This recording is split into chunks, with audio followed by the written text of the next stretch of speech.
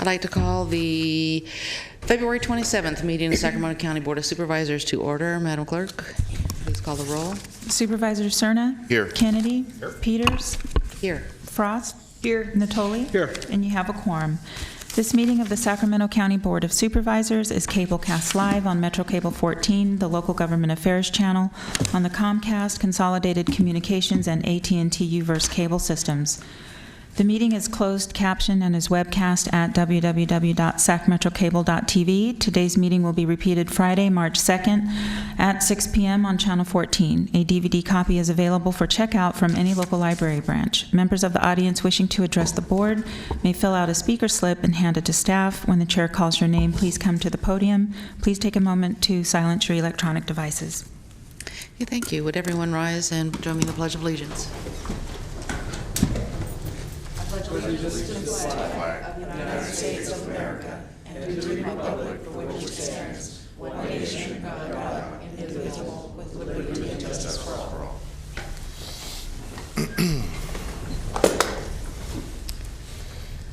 Okay.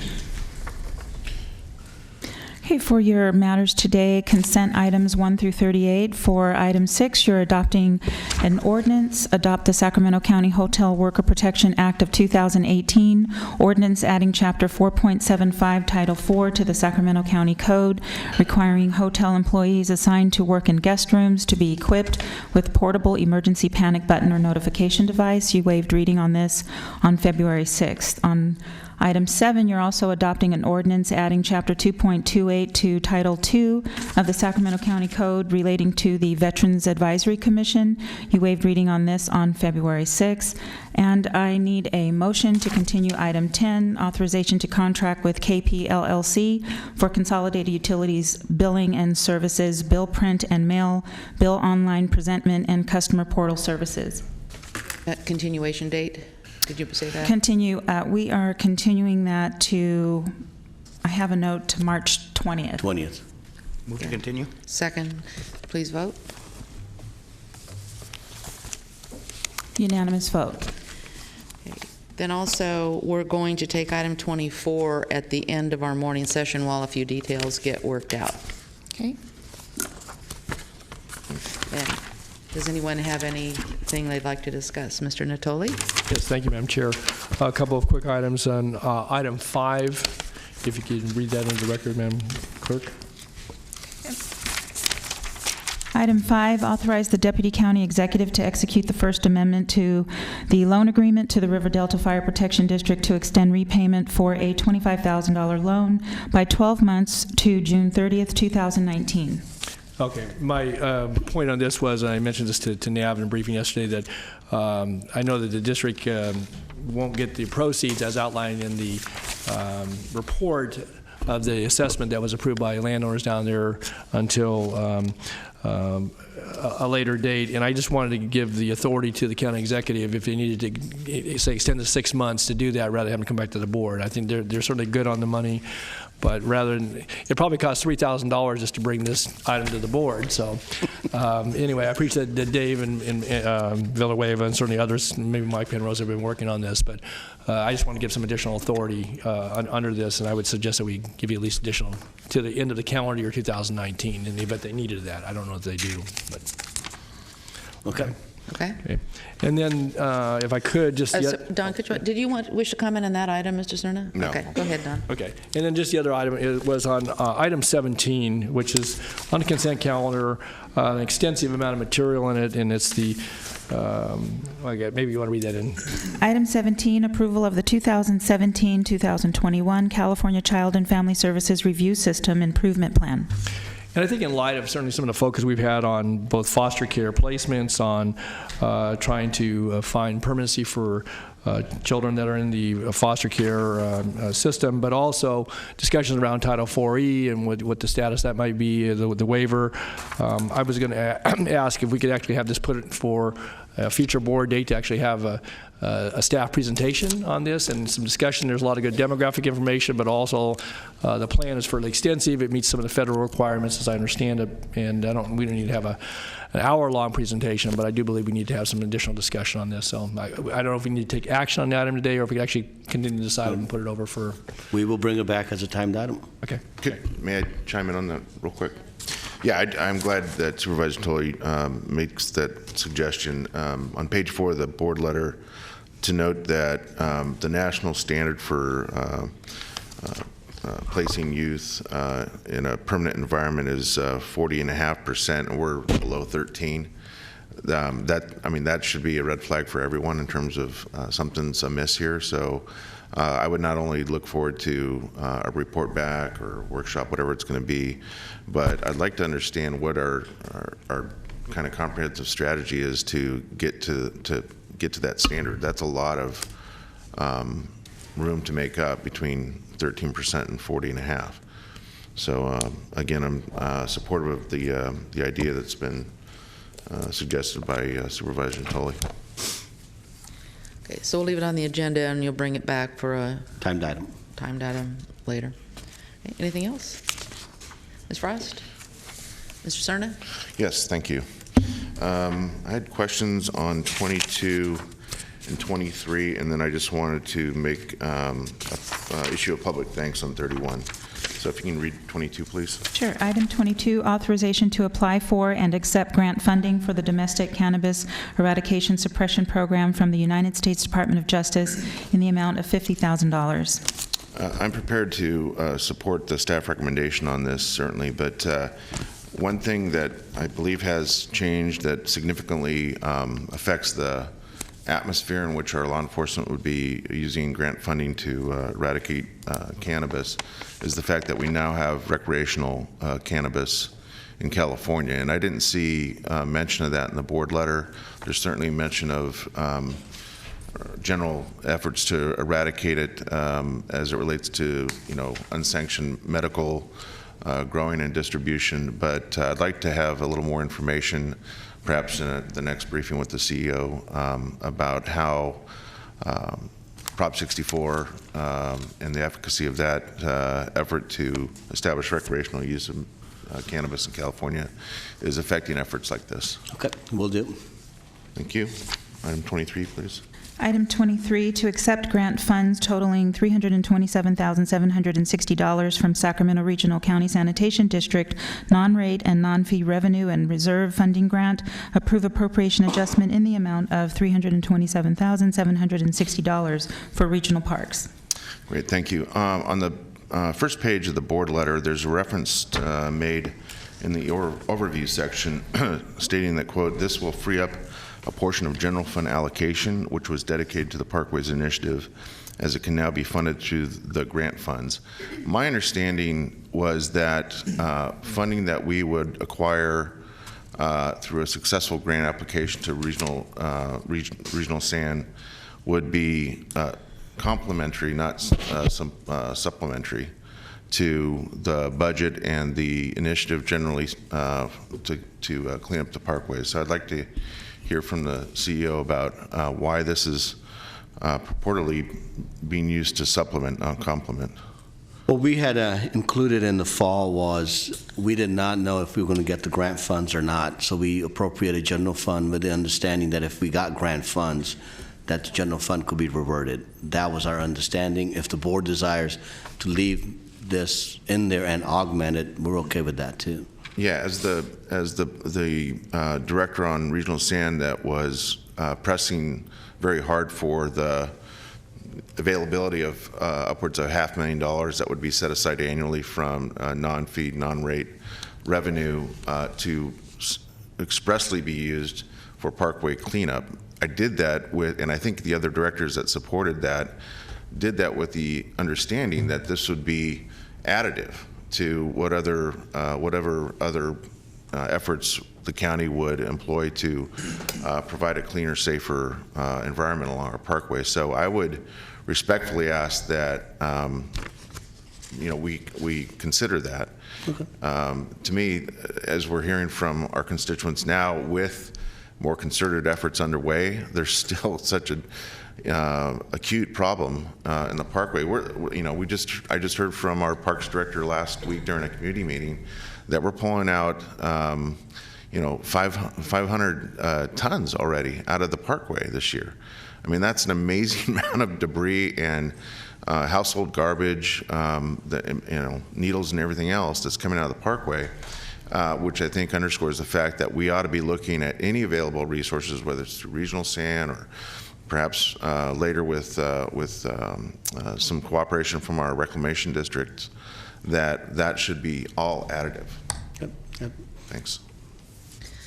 I would just say, I don't recall whether it was, we substituted general fund in place until we received this money. So I think we can go ahead and vote on this today, but I'd like to get a copy of the staff report from that meeting.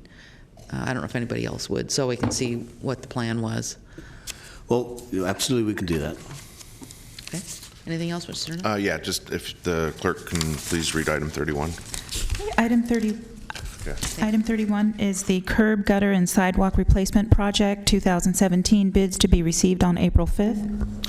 I just wanted to issue my public thanks to Mike Penrose and his staff for carefully considering parts of Supervisor Frost's district and the district I represent, notably the South Oak Park community, where this item will provide desperately needed resource and attention to fixing curb, gutter, sidewalk in an area that really needs it. So strong believer in giving thanks where it's due when we have an opportunity to do that. So I wanted to just take a moment and express that.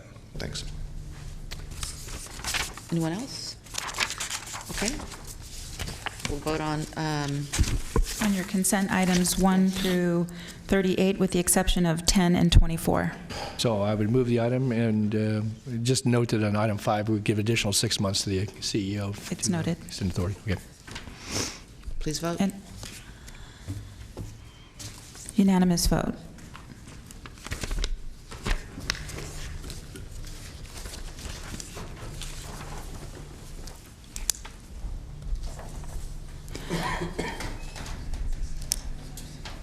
Okay.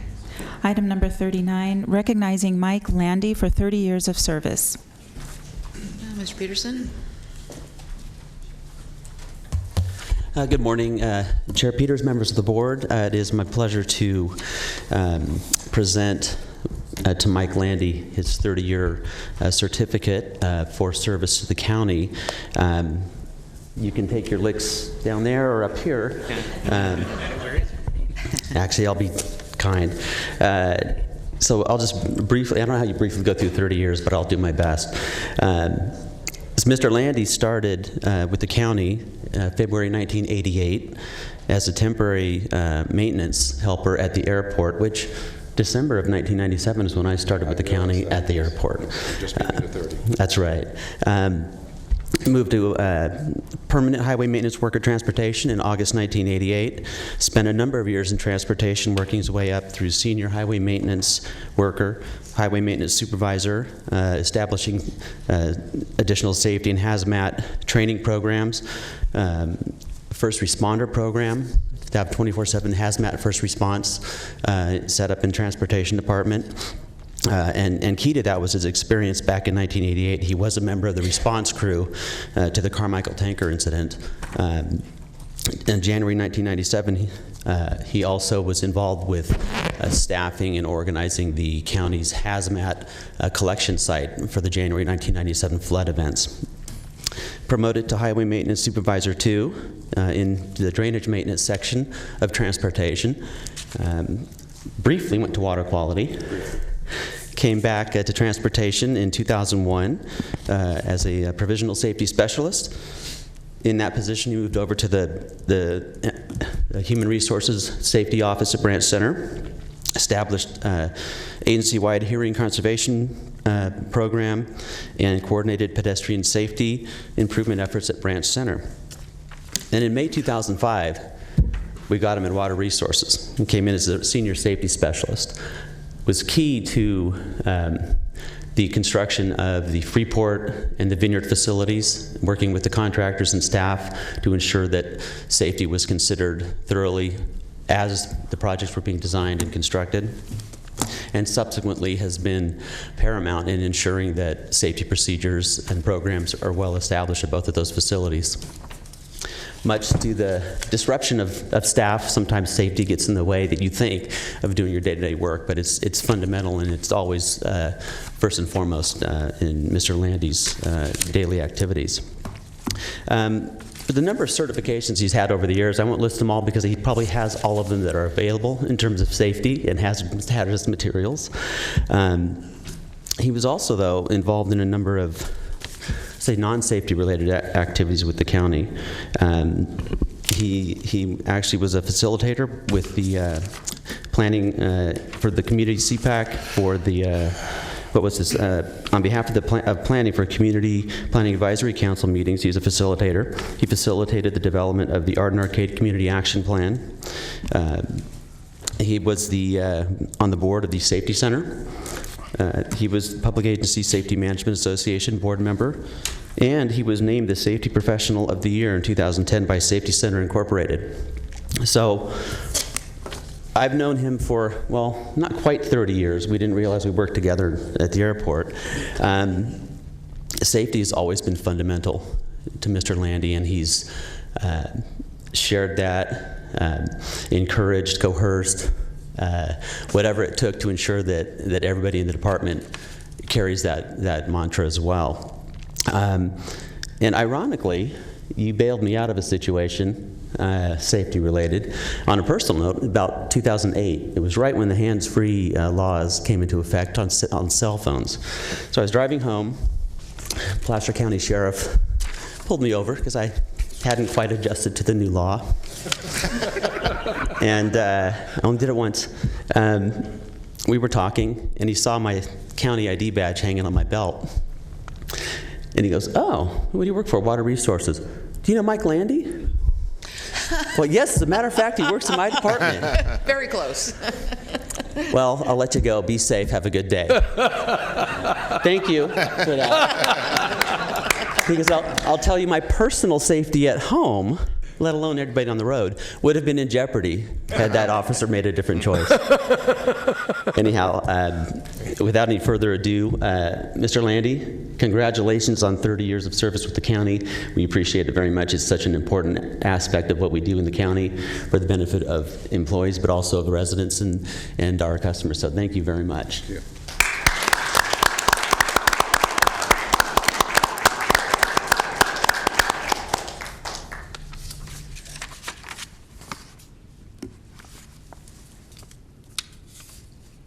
All right. Thank you. The microphone's yours. Would you like to make any comments, Say a few words. Mike?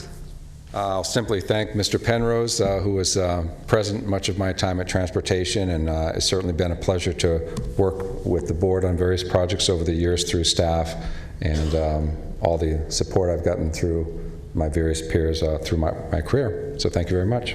Thanks, Mike. Hope we get another 30 out of you.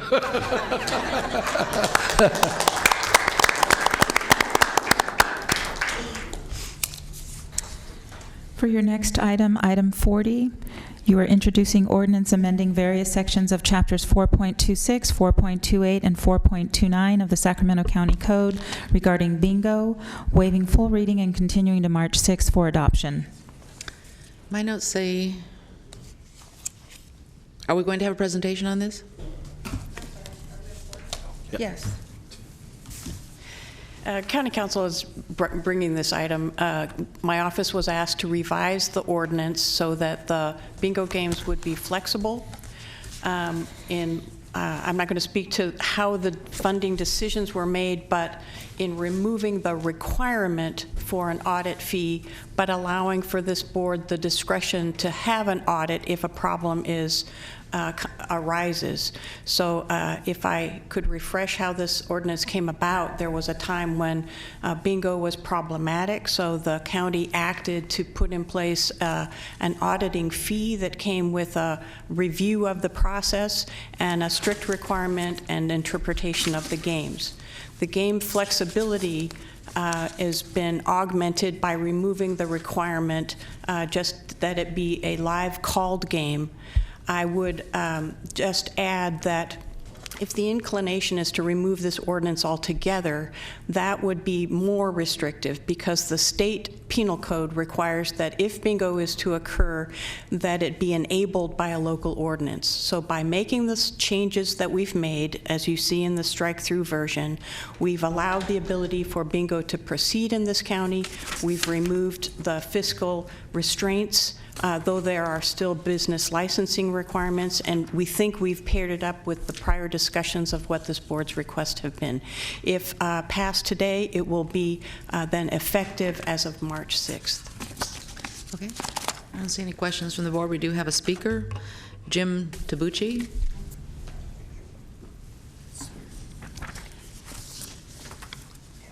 Yes, good morning. Yes, my name is Jim Tabucci. I'm the Executive Director for the Sacramento Mandarins. First of all, I'd like to pass on regards from Jimmy Yee. He had a family emergency to take care of today, but he's been texting me endlessly during this, and if you know Jimmy, that's a really big deal for him to be texting. Right? I just wanted to publicly go on record to say thank you to the board. Thank you for listening to the concerns that we had, and also thank you for allowing us to be the voice for all of the children that we serve. I've spoken with the Optimist Club and others who are providing for the children of the community, and this change in the ordinance will greatly enhance our ability to serve those kids in the community. So again, thank you very much. Thank you.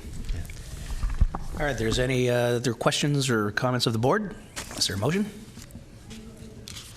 Second. Please vote. And the motion passes with Supervisor Peters absent.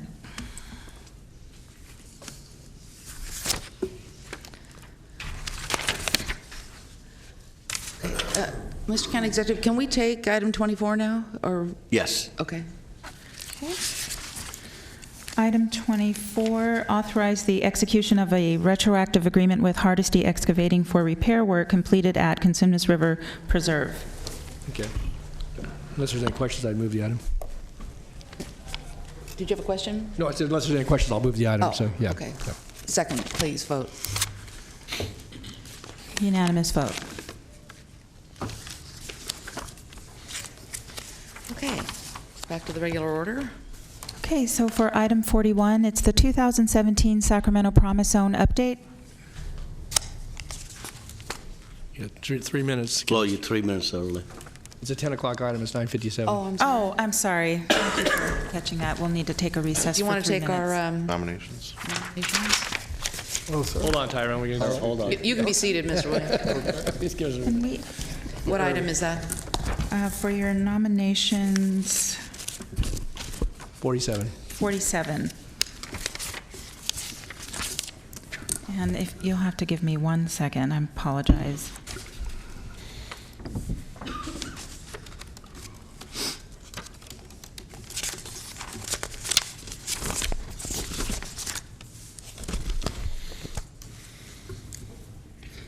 Okay, for your matters today, we have the Adult and Aging Commission.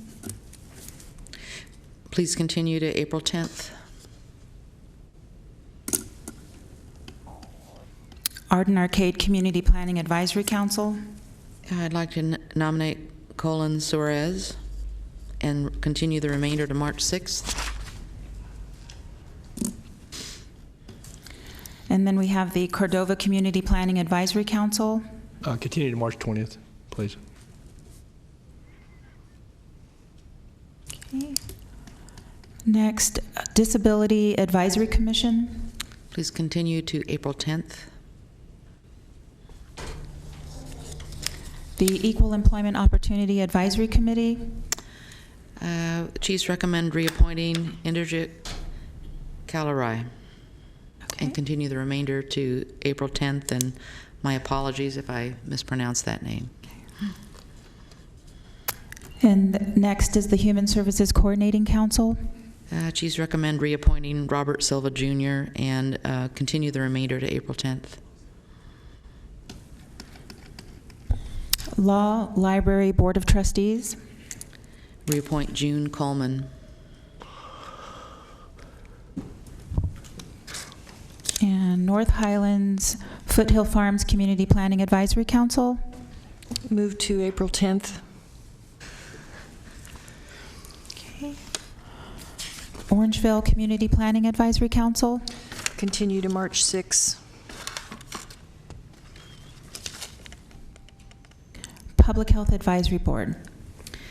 Nominate Christina Slee and Kathleen Wright as community member seats and continue the remainder to March 6th. Okay. Rio Linda Alberta Community Planning Advisory Council. Continue to March 20, please. I have April 10th. Is that? I have April One. 10th. I had an initial We can do separate dates. notice, and then I had a second notice that updated it. Okay, so District 1 wants April 10th, please. April 10th, and District 4, March. Well, I can just go April 10th. It's Okay. That's Okay. fine. All right. So that's Next. to the 10th. Sacramento County Mental Health Board. Please continue to April 10th. Okay, I see District 1 and 2 want it to April 10th. District 4, you include in Is that? reappoint Kendra Montgomery Block. Okay. And District 2, you're okay with continuing? Yes. that? Okay. Sacramento Environmental Commission. Continue to March 20th. And South Sacramento Area Community Planning Advisory Council. Continue to March 20th. Okay with you, Supervisor Kennedy? Okay. And that concludes your nominations. Okay, now we're back at 10:01. We'll back up to 41. Correct. 2017 Sacramento Promise Zone update. Good morning, Commissioners. I'm Tyrone Roderick Williams, Director of Development at the Sacramento Housing and Redevelopment Agency, and also Director of the Sacramento Promise Zone. I'm here today to provide you with an update on the activities that occurred within the Promise Zone in 2017. Following my PowerPoint presentation, we have Kim Riccolo from SMUD, who is one of our partners, who will be joining me at the podium. And following that, we have a short video of one of the programs that was held in partnership with the Sacramento Promise Zone. We received the Promise Zone designation in April of 2015. The Promise Zone did not come with any automatic funding, but what it did provide was 5 AmeriCorps Vista members to provide assistance in carrying out the work of the Promise Zone and a federal liaison. I think for the first time before you today, we have our Promise Zone team. I'd like to recognize and acknowledge them. Julius Austin, the Promise Zone coordinator, could you please stand? Ken Dockel, a Vista leader from Houston. Alicia Gomes from Boston. Alphonse Wilfred, Boston. Angela Cowell, Sacramento. And Yi Cowell, Sacramento. These are our AmeriCorps Vista members and coordinator, and they are the right and left hand of the work that goes on within the Promise Zone. To those from out of state, welcome to Sacramento, and locals, thank you. Thank you for your work. The Sacramento Promise Zone currently has a population of approximately 127,000 residents, a poverty rate of about 34%. One of the most disturbing statistics is that currently about only 37% of third graders are reading at grade level, and the life expectancy for residents within the Promise Zone is less than residents outside the Promise Zone. Our Promise Zone includes areas of the city and the county. We have over 60 partners in the government agencies, financial institutions, jobs, education, health, and sustainability, and economic development. I'd like to go over with you just some accomplishments of this last year. One of the things that I mentioned about the Promise Zone is that it provided a federal liaison to help us navigate the federal agencies in Washington. The goal of the Promise Zone is to help build cross-sector collaborations between different federal agencies. We were able to, with the change of administration, still maintain a focus on the radar screen at HUD. And Matthew Hunter, who was is the Assistant Deputy Secretary of HUD, under the new administration, visited the Sacramento Promise Zone as his first visit to any of the Promise Zones. So he oversees all of the urban Promise Zones in the country.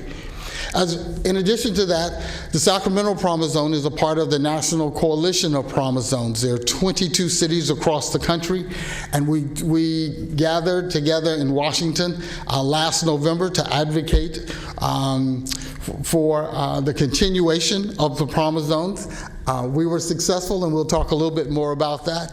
We've also been at the forefront of identifying additional resources to bring to the Promise Zone, and we hosted the Transformative Climate Communities team at the Twin Rivers Public Housing Community, which is owned by the county. Unfortunately, we were not successful in receiving our request for that $35 million grant, but we are still in the running for additional resources as well. In addition to that, we have numerous partners who are engaged in jobs and jobs creation. One of those partners is Grid Alternatives. It was funded through a first-of-its-kind collaboration where we have lenders who are working within the Promise Zone, pooling their resources to fund organizations that have significant impact. And while Grid Alternatives is clearly a Promise Zone partner, they're doing work throughout the county.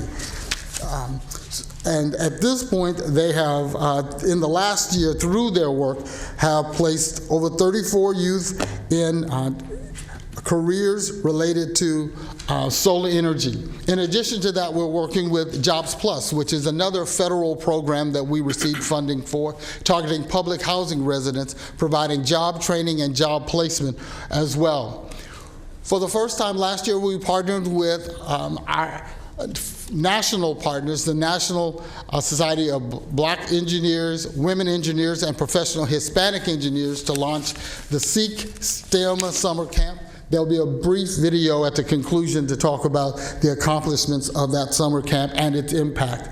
Additionally, as we look out and try to address the issues of homelessness, both in the city and in the county, we were successful in being selected in one of 6 cities to receive the Performance Partnerships Pilot for Disconnected Youth Grant. We've been meeting with over a year now, and this spring we will be having the official launch of the program, but it's a pilot program targeting disconnected youth who are homeless, at risk of being homeless, aging out of foster care, or on probation. Another one of our efforts is really involved in supporting the work of health and wellness. With the assistance of Supervisor Cerna, we were able to establish a new clinic at Alder Grove Marina Vista, and last year, Elica Health Centers joined us in operating the Stephen M. Thompson Community Clinic. And thank you, sir, for your efforts. In addition to that clinic, we're also working with Samuel Merritt University and the Community Nurse Corps. They are providing nurses who are working in the hospitals through Kaiser Permanente, and they're being placed in the community to provide health care services to community residents. And to date, over 60 residents have benefited from just the Community Nurse Corps alone at Twin Rivers. SMUD has been one of our greatest corporate partners. In just a few minutes, we will have Kim come up and talk about the great work that SMUD has done, not only in the Promise Zone, but really throughout the region. Another aspect of the Promise Zone is supporting small businesses in our neighborhoods. Through a grant from the Economic Development Administration, we were able to launch small business success forums throughout the community, and as a result of those, provided information to small businesses to understanding how they can remain profitable, how they can expand their operations, and how we can attract new businesses to our core business districts. We're working with the Crocker and other art and cultural organizations in expanding, bringing art from the Crocker into the neighborhoods. Through the Block by Block Arts in the Zone initiative, Crocker is having 7 locations throughout the Promise Zone where they will be having art and artistic expression. We met in D.C. with the Institute for Museum and Library Services, and as a result of that, funding came to the Promise Zone, and we're pleased with that. In addition to that, from our education partners, we are partnering with Sacramento Community College in bringing classes from the campus onto our public housing sites as a way of introducing residents to the opportunities of community college and encouraging them and our students to see community college as a viable option. We're also partnering with Sacramento's City Unified District in the Y Plan, partnering with Berkeley, where students are identifying issues that impact students and identifying solutions for those challenges. We have some new opportunities on the horizon.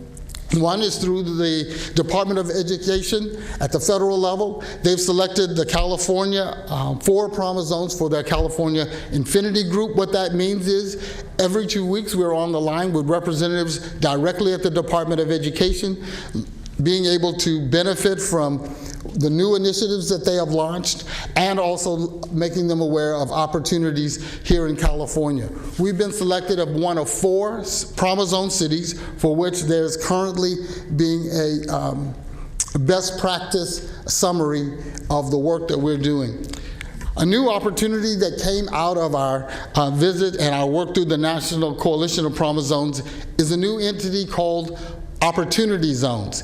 It's a part of the new tax code in which opportunity zones are areas in which you target private investment. It is based on the new market tax credit formula, which is a very complicated tax code currently. In Sacramento, we don't have any new market tax credit projects. However, this is a new tool that will be available to attract resources, and it is also an opportunity to expand the zones within the county to be eligible for this opportunity. Additionally, the California Senate Bill 635 seeks to recognize Promise Zones throughout all of the state agencies that are providing funding and giving Promise Zones preference points as they consider funding. The last is the Voters' Choice Act Coalition, which we are a part of, and that's getting the word out about the new voting procedures and processes and locations. At this time, I'd like to welcome Kim Kikero to the podium. She's the Manager and Special Assistance Delivery for Retail Products and Services at SMUD. Following her, we will have our brief video presentation on the STEM project. Good morning, and thank you for allowing me to come and speak to you this morning, and thank you, Tyrone, for inviting me as well. So as he indicated, I'm the Manager of Special Assistance Delivery, which is over our rate assistance programs and our dwelling assistance programs for our low-income population. So the partnership with SHRA is very important to us. One of the things that we've looked at over the last couple of years is really investing in our underserved population and really trying to break that cycle of poverty, which is what even Tyrone mentioned in his presentation. So what we're looking at is improving the housing stock across Sacramento County.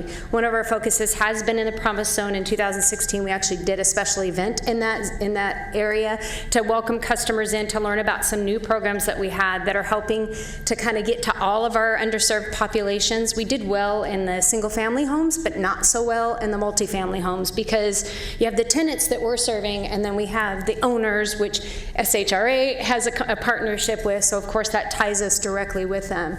Most recently, this last year, we've been working closely with SHRA to try to further develop that multifamily program so that we can get to more of our underserved population. Our board recently approved an additional $10 million to our budget that we already had to reinvest and really invest in that housing stock, like I said before. And this is across the community. We're doing more than we've ever ever done in trying to connect with our low-income community, and to Tyrone's point, really help those underserved and break those cycles, the reading, the health benefits, everything that we have learned with that, with trying to help there. I mean, we're doing full HVAC and heating replacements where we've never done that before, and that's a pretty healthy investment, and you can imagine the responses that our customers are coming back to us with. Just to give you some high levels, and then I'll turn it back to Tyrone. In 2016, we were able to touch almost 2,900 of our low-income population. That's like 2,900, how much is that? Well, we have about 90,000 customers that are currently participating. Now, there's more than that that probably could participate, so that was a pretty big jump for us. Normally, we do about 800 or 1,000. In 17, we managed to get about 3,500 customers added on to that, and we're hoping to do anywhere from 3,700 to 4,000 customers this year. Not only are we doing that this year, we also have just recently connected with a contractor to help us partner with PG&E and of course ourselves and go into modular homes, which I don't know if you know, mobile homes and those districts are mostly low-income customers, and we're going to target them and go out. So we're hoping to hit maybe 5,000 to 6,000 more. So we're pretty excited. So we're hoping to further our partnership with SHRA to just again go deeper and wider than we ever have with these investments and really helping our underserved population. Thank you. I have a question for you. Yeah. I appreciate all the work the SMUD's doing here. Is there, maybe you could take back to whomever you work with, a thought that many of these low-income communities don't have any street lights. And it's pretty pervasive throughout the unincorporated area of Sacramento County. And I know it's very expensive, but it would surely be helpful to the safety, health and safety of the people who live in the promised zones and other zones around it that may not quite have qualified for this. So maybe your committee could take that up. I will definitely take it back. Be glad to. And we have a couple other questions. Sure. Supervisor Frost? I too appreciate what you're doing, and in my district I've been approached by folks in the mobile home parks and also the senior citizens who have told me that there's a forgotten group. They call them the forgotten seniors on the streets, and those are the seniors who do not qualify income-wise for the housing assistance. They make just above that, but they're just old enough that they're paying extra for medications, and they are living in a studio apartment, and their cost of rent and utilities and everything is going up, and it's basically pricing them out of their home. So I'm really excited that you're reaching out to that. It sounds like you're reaching out to that group countywide. Absolutely, countywide. The multifamily, again, that apartments is a perfect example. We've never really had what we call a bundle or energy efficiency measures other than behavior measures that we could offer them. We've kind of come up with some unique things that we can do for them. For example, we offer them, it's kind of on the pricey side, but it's worth it. It's a Dyson fan. It's a small, I don't know if you've seen them, they're small, they don't have blades, so they're super safe, but they can take them from room to room.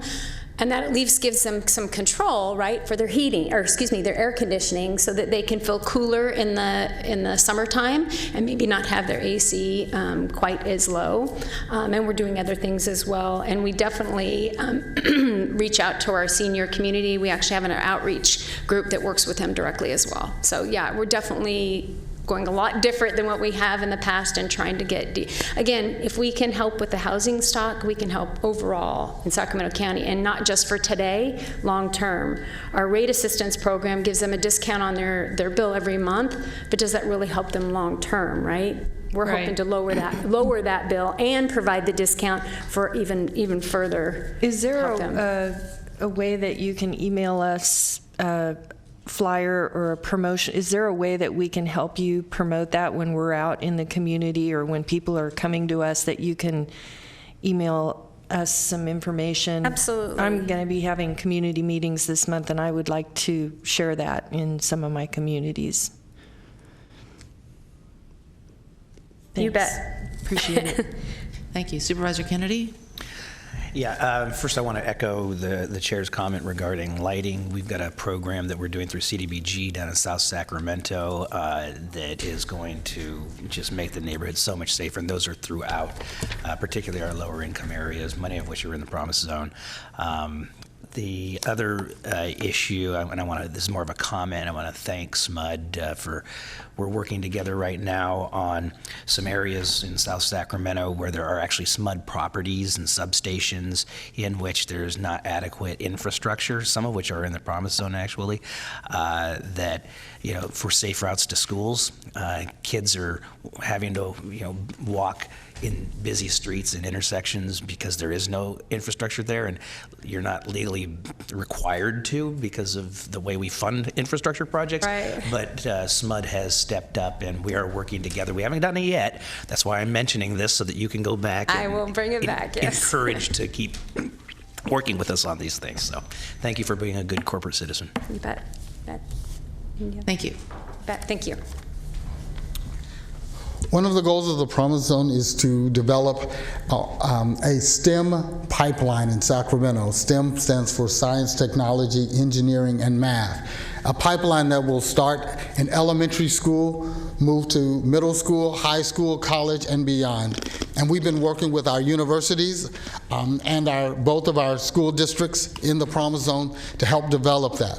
One of the first new programs that we were able to bring to the Promise Zone is called the SEEK program. It's a partnership with the National Society of Black Engineers, Women Engineers, and Professional Hispanic Engineers. We launched that program last summer. We're currently working on providing the resources to move that program again this summer. I'd like for you all to take a look at the brief video highlighting the program. Okay, thank you.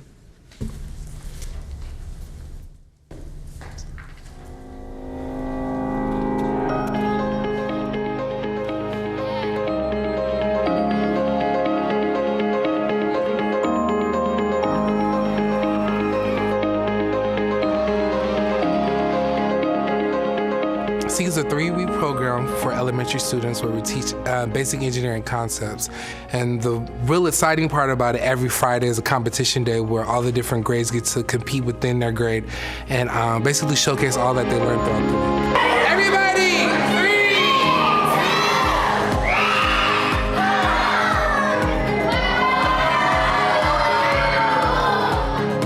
SEEK is a partnership between the National Society of Black Engineers, the Sacramento Promise Zone, the Twin Rivers and Sacramento City Unified School Districts, and corporate partners like SMUD. The program focuses on STEM, which is science, technology, engineering, and math content. It's through programs like SEEK that we're continuing our work to partner with community groups to educate kids who may not otherwise have those opportunities in the past. And while we may be training the SMUD workforce of the future and priming our pipeline, it's not just about us. We are truly helping to introduce these kids to a whole new world of possibilities. I'm so appreciative of SMUD, and I'm so appreciative of the other partners that see as their goal and their mission educating and training young people, because you're training the future SMUD workforce. I want to be a nuclear engineer. I want to work with chemicals like a scientist. We want to make engineering a mainstream word. We want minority students to see themselves as engineers and know what engineering is. There's a vast world of different engineering disciplines, and SEEK for us is really the pipeline, the beginning of this exploration about what's possible for students. First day I came to pick him up, I walked in, looked into class, and he's working on a MacBook Air. I'm like, Jordan, what were you guys doing on the MacBook Air? He goes, Dad, we were learning about coding. This year in Sacramento, they studied the glider, they did coding, and they did the gravity cruiser. So it's hands-on, it's trial and error, it's building something, it's failing, it's figuring out why it failed, putting it back together. The complicated part of building a gravity cruiser is to make it go a certain speed, because if it goes too fast, it'll flip over, and if it goes too slow, it will just stop. They use as their teachers what we call our college mentors. So they are looking at college students across the country who are engaged in science, math, engineering, technology, and teaching, and provide summer internship opportunities for those students to be the leaders and the teachers in the class. And so it turned out throughout the camp that about 85% of the students who are mentors come from the Sacramento region or are attending Sacramento colleges. That is unique. No other city that has a Sikh camp has expressed and exhibited that commitment to its local college students. So our students who are generally from underrepresented communities see individuals who look like them, who they can relate to. I'm happy because they're happy, because they built it. And when they see their product go 6 or 8 feet down the track, it's like, wow, we did that. We built this toy. We engineered this toy. Not that we built it, but we engineered it. My passion with working with these kids in Sikh would be definitely just open the minds of these young people and just let them know, like, the world, there is no limit. They are the engineers. Engineers are people who create solutions, and they have the power to do that themselves. I promise you they will never forget this 3-week-long process. They've made presentations that sometimes adults can't even do and speak about engineering concepts and different topics and use the vocabulary words that they've learned all within a week. And so I'm hoping that with all the things he's learning through the Sikh program, even if it's not in engineering, he's going to know that he's capable of more. Knowledge is power. That's something that can never be taken away from you. That's what I learned, is that it's power, and they can't erase it from your mind.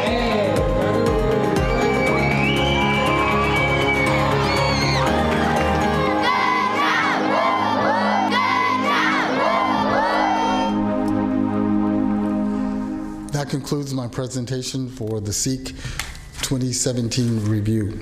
I'm available, and our team is available for any questions. Does anyone have any questions? Mr. Cerna? Thank you. Well, first of all, thank you, Tyrone, for the presentation, and I want to extend my thanks to the AmeriCorps folks behind you and everyone else that's been responsible for making the Promise Zone initiative such a success thus far.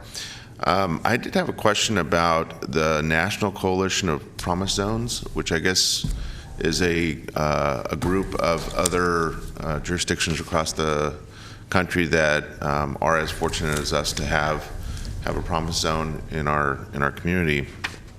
There's mention in the board letter about a convening in Washington, D.C., I guess it was last October.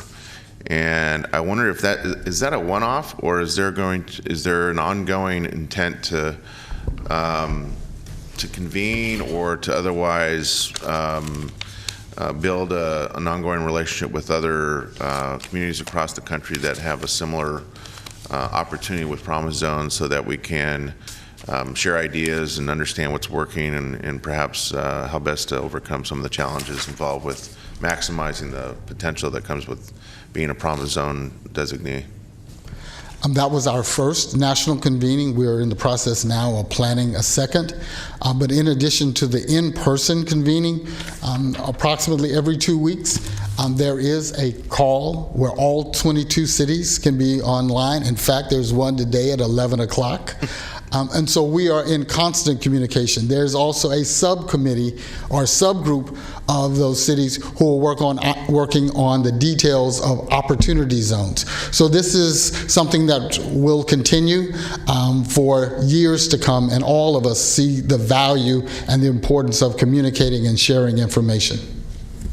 That's good to know. That was something that obviously caught my attention, and it seems to me that it's always best when you have an opportunity to work with others that have a similar circumstance, in this case a very positive one, to do what we can to learn from others.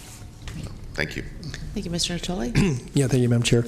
One, I just want to say I had the opportunity a couple months ago when Matthew Hunter visited along with some other officials and met our VISTA volunteers, and certainly some of the folks have been working on this, and I was very impressed, obviously, with the program that had been put together to present to our guests at that time. And I know that, again, Tyrone, I think, reflected that in his presentation this morning. I just wanted to ask about the opportunity zones, because as I understand it, that certain areas have to be nominated by the governor in order to be, I guess, open to the investment opportunities that would exist here or so. And that would occur, I guess, about this time next month, or by the end of next month.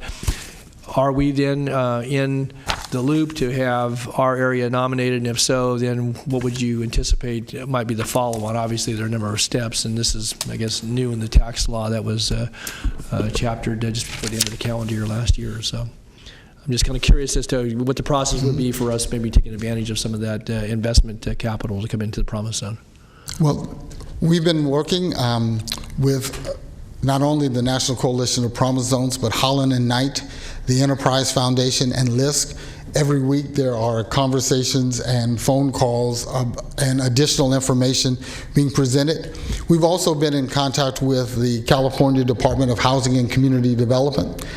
They, along with the State Finance Department and the Governor's Office, are all aware. In fact, we met with HCD last week. To answer your question, to get to the point, yes, there is an opportunity to expand. There's a balancing act between all of the Promise Zones are already, all of the census tracts in Promise Zones are already included. What we have the opportunity to do is to expand beyond that. What each one of us are unclear about is the degree to which that expansion can take place. So our position will be that we will submit additional census tracts for consideration. In the end, it is the State Finance Department that will make those final decisions, because, first of all, only 25 opportunity zones are allowed per state. And we're safe because we're a Promise Zone for sure. Okay, so Promise Zone, by being a Promise Zone, you're covered already. We're covered. Okay. But what we want to do is to be able to expand that opportunity. We've heard, since we got our designation, about the need to look at expanding county. There have also been discussions with the city about expanding those. And so we are actually at 1 o'clock having a meeting regarding opportunity zones and how we will proceed with proposing new census tracts. We have a mapping tool that's been provided, and so we can look at every census tract and determine how it would qualify, or if it would qualify. It still needs to be contiguous. That was one of the issues regarding creating the map of the Promise Zone. And so to the degree that we can expand, particularly south, and if there's opportunity to move forward north, we're going to be exploring that and presenting that opportunity for consideration. Okay, just one other question, and I appreciate the brief response. What about former military bases then with McClellan? I don't know if McClellan's got in a portion of McClellan with the current Promise Zone, or at least neighborhoods surrounding there, but I think about Mather and the Army Depot both, and are portions of those, and or does that give you some additional, again, some of those aren't as populated as relates to head count, but there are opportunities for certainly not just jobs, but housing and mixed uses components. And so, does the opportunity zone allow you? Is there any advantage to having a former military installation, which we have 3 of, into consideration, or do you know that detail at all? Maybe not, Tyrone. I'm just curious. At this point, we're waiting for the Treasury, the U.S. Treasury Department, to come out with the details. However, the goal of opportunity zones is to target private sector investment. And to the degree we can identify areas that comply from a census tract standpoint, we definitely would want to consider those being included. Okay, and it just occurs to me, and I see Leo McFarland in the audience this morning, obviously with VOA out at Mather and elsewhere in this community, and I think about what we have at the Mather Community Campus, certainly the Veterans Village. Again, SHRA has been a very strong partner with regards to the VASH, the vouchers, and I just I've had conversations with the county executive in recent weeks and representatives from Rancho Cordova relative to maybe some other housing opportunities there that would either allow us to reinvest in some of the existing housing and certainly supports the campus itself, but the opportunities for veterans and maybe others as well within the existing complex out there. And so I guess I'm just curious if we can maybe some information coming back about that, what the opportunities, and I assume they may exist at McClellan and maybe at the Army Depot as well. But it just occurred to me that if there's an opportunity to seek that out, then we ought to at least consider it. So we will explore that, and we will report back on our abilities to include the Army bases in Mather based on the mapping tool that we have. Right. Okay. Thank you. Thanks. Thank you. No further questions. This is a receive and file. Thank you all for coming to visit. Great. Next item, please. Okay, for item 42, this is the North Parkland Homes Vesting Tentative Subdivision Map Time Extension, a 5-year extension for a vesting tentative subdivision map to divide approximately 29 acres into 124 single-family lots, a wetland preserve, a park, and 2 landscape lots for a property located on the south side of Florin Road in the Vineyard community. The applicants are Randall and Lori Grimsman. The environmental document is a prior mitigated negative declaration. Good morning, members of the board. Leanne Moffett, your planning director, and I do have a PowerPoint on this item. All right, so the item, as indicated, is located on the south side of Florin Road, west of Bradshaw, in the North Vineyard Station specific plan, and it is a request for a 5-year time extension of a map and associated entitlements. With regard to background, back in January of 2007, your board approved a rezone, a vesting tentative subdivision map, a special development permit, use permit, exception, and affordable housing plan. The rezone is in effect, but the vesting map and other associated entitlements are what are before you today. The applicant in January of 2017 initiated this time extension request. The Vineyard Community Planning Advisory Council considered this in March of 2017, and they did recommend denial expressly with concerns about the number of lots and the density of the project. The applicant considered those comments, and in October of 2017, they made revisions to the map to drop 20 of the lots out of the project and to reduce the overall density in reaction to the CPAC comments. And in order to avail themselves of the current affordable housing ordinance and to fee out rather than constructing affordable housing and halfplex lots on the site. As a result of that, planning staff approved that revised version of the map through a substantial compliance process, knowing that this map would come before the board as part of the time extension process. In January of 2018, the Planning Commission considered this and recommended approval to the board. And backing up slightly, I do want to note we did inform the Vineyard CPAC of the changed map via email. We have been out there a couple times, and they did not request to rehear the map, so we are confident that the change to the map addressed their density concerns. So this graphic right here shows the original map on the left, and we've outlined those original halfplex lots in little red squares there. So those halfplex lots were essentially consolidated into single-family homes, and all the lots got slightly larger, and everything was kind of redistributed using essentially the same street pattern, although there was a small cul-de-sac that was eliminated. And so the revised map is what is being requested for the time extension on the right. And here's a larger graphic of that current version of the map. So that this is a 29-acre site. They're requesting to divide it into 124 single-family lots.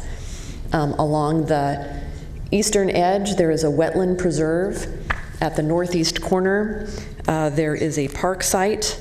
And then along Waterman on the western edge, there are 2 landscape lots. This is a project vicinity map.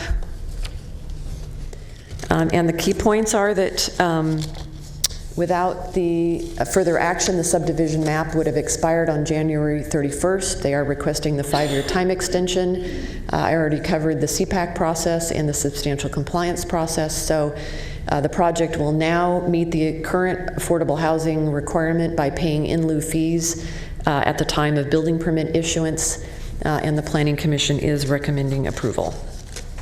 And the staff recommendations are in your report. Questions? Mr. Natoli? If you don't have any speakers, I'm prepared to Oh, I thought you said Ms. Peters, not No, speakers. no, I'm sorry, Okay. yeah. I have a couple questions. Okay, sure. If you could go back to your maps there, I'm squinting and can read the small numbers here, but just visually looking at the 2 maps next to each other, the new map looks like the lots are smaller. Maybe it's just my eyes, I don't know. They reduced it by 20 lots, so they are not smaller. Huh. Okay. And Would the duplexes have met the affordable housing requirement? Yeah, the original, the ordinance in effect at the time in 2007 was because the project was over 100 units, they were not allowed to fee out. They had to include the affordable units on site. And so the reason some of the lots look larger is because there was going to be 2 homes on the lot. There was going to be a half-plex unit on the lot. Okay. Okay, so you're right, the lots were bigger, but there were 2 houses on the lot instead of 1 house. So now that's kind of distributed out, and there's only 1 house on each lot. So in reaction to the current version of the ordinance where they can fee out, they are choosing to do that rather than to include affordable homes on site in half-plex. So duplexes are still considered affordable housing? No, they would have been under that version of the affordable housing plan, they would have been a deed-restricted low-income housing for sale. Okay. Personally, I like the idea of duplexes scattered throughout a map. The area I live in has duplexes, and it works out great. And you get built product. I'm disappointed to see that. I'll support it if Don's in favor of it, but I'm disappointed in it myself. Okay. All right. So those are all my questions. I don't have any question. I don't know if there's is there an applicant here that wants to speak? I don't have any requests to speak. Okay. All right. Certainly noting comments of the chair. I know that we had worked with the applicant after the CPAC first review almost a year ago now. And I think in light of obviously the change in our ordinance relative to allowing them to fee out, that was a better choice in their view to do, and under the previous ordinances, Leanne said they weren't allowed to do that. So I think the map addresses obviously the CPAC concerns and reflects the desire by the applicant to pay the fee versus build the units. So I'm prepared to move the staff recommendation. I'm going to do that. First and second by Mr. Cerna. Mr. Kennedy. Cerna, please vote. Unanimous vote.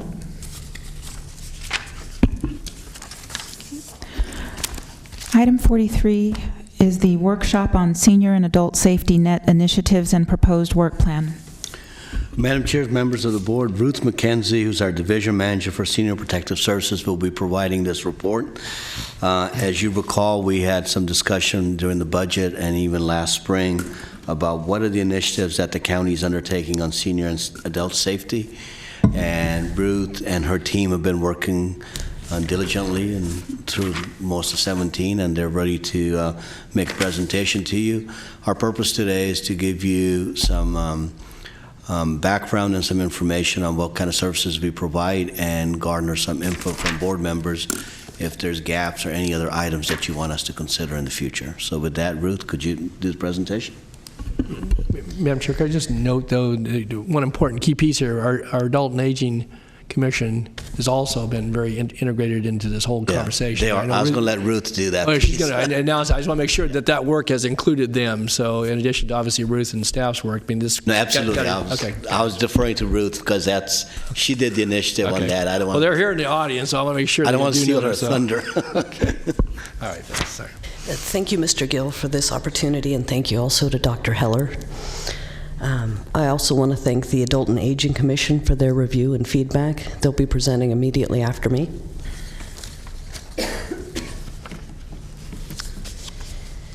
The purpose of this portion of the presentation is to focus on the county efforts being expended toward protecting older persons. This is not a comprehensive overview of all the activities in the community to help seniors thrive. Within this context, I will focus on the activities of Adult Protective Services. First off, Adult Protective Services is mandated to investigate allegations of abuse and neglect against older persons. The services they provide are typically restricted to less than 90 days. The primary function is to investigate. A secondary function is to provide supportive services for up to 90 days, but we do try to keep it within 30. We're different from Child Protective Services in that at Child Protective Services, there's an authority to remove a person who has been harmed or is at risk of harm. Adult Protective Services can't do that. They can't go in and say, oh, you're in this horrible situation, I better take you from your home without your permission and then put you somewhere. There are no places to put older people who have been harmed or abused, with the exception of the 6-bed senior safe house operated by Volunteers of America. So when we encounter people that have been harmed, we are left to our own devices for figuring out alternate safety plans and safe places for people to go. This slide is to discuss what we know. Specifically, what we know is that the demand for services outpaces our capacity to provide them. We cope by using technology in a myriad of different ways. We also focus our efforts on mandates. We like to ensure that there are tangible reasons to keep cases open. Unfortunately, we're not able to keep cases open simply because a person is lonely or might eventually be harmed at a nebulous point in the future. We identify recidivism factors, and we try to shore up clients with services we know can help attend to those kind of reasons that would lead a client to be referred back immediately to us. When we look at recidivism, we're asking, of all the calls we get, how many will get a second call within 30 days or within a year? About half of all the telephone calls APS receives will result in an actual in-person investigation. The number of investigations has risen more than 130% since 2010, so it's more than doubled. We know some approaches are more effective than others for working directly with clients. For instance, we know that the Financial Abuse Specialized Unit has been very effective in this community. We know that in the last 2 years, this specialized unit has confirmed more than $17 million in financial abuse losses to seniors in Sacramento County. In addition, more importantly, because of Adult Protective Services intervention, over $16 million in pensions, investments, real estate, and other assets have been protected. We've been able to stop it from being stolen, and it wouldn't have happened without the specialization that's offered at Adult Protective Services. Could you pause for just a minute? There are a couple questions here. Mr. Kennedy? Oh, sorry, no. Yeah, but since I already made a mistake, I was going to let you go ahead and speak. I guess that first bullet, 130% more investigation since 2010, that doesn't mean that there's that much more happening. Isn't that more likely because we have increased our resources and we're actually finding? We've increased resources and there's more knowledge about abuse happening in the community, but there's also more people in the catchment area. There are simply more seniors living in our community. Okay. All right. Thank you. You don't want to talk anymore? Okay. All right. Mr. Antoli? Ruth, I was going to just back to that same point, but I wanted to ask a little more information about. So the 130% reflects, as is in the report we have, basically increased from about 2,400 to almost 5,600 investigations. But what I heard you say a moment ago is that about 50% of the phone calls result in investigations. So that means you're taking about 11,000. That's exactly correct. On your intake, on your calls. Yes. And then how is the determination made via the phone as to whether that trigger? Obviously, you must have some template for that. What would trigger an investigation? But could you just take a moment and kind of use an example? Yes. Specifically, we're looking for a concrete allegation of abuse or neglect. Another criteria for investigation is simply age. Are they 65 or older, or are they a person who's considered to be a dependent adult? That is, someone who can't otherwise advocate for their needs as a result of a disability. So then, based upon the information from the call, and you can also accept third-party calls where somebody sees a neighbor who may have in-home party, whether they're a family relationship or not. They may have some reason to believe that there's some sort of neglect going on or some sort of other issues. So you take those are, I assume, are a subset of the calls that you receive, right, for people that are concerned parties.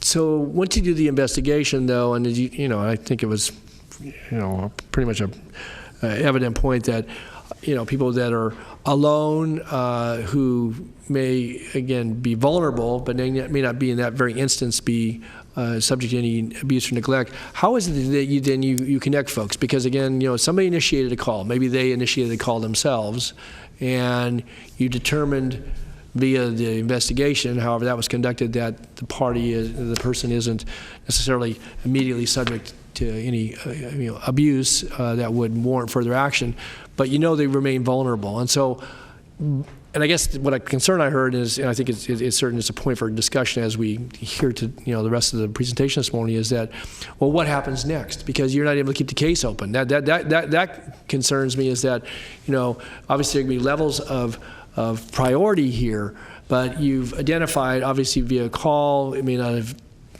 pointed anything out, but you're not. Then at that point, you close the case. And so, unless somebody reinitiates, we don't have any further follow-on to a party who, again, may be vulnerable, and that resulted in the initial call.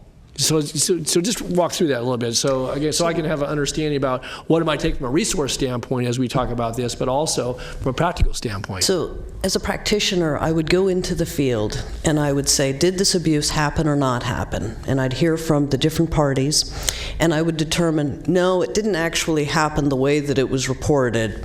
I still see that there's a need, and I'm concerned. I see that there's not much food in the home. I see that the home is maybe a little bit dilapidated. I see this person is no longer driving and has health care issues. So some of the things that I'll do is I'll take an inventory of their resources as well as their gaps. And after that initial investigation happens, we use those additional days to try to bring additional resources in. So one of the things that we can do is we can send a public health nurse out to help connect a person to healthcare services. We can also immediately bring food. We can notify them as to what the services are around food and nutritional services in our community, including Meals on Wheels and that type of thing.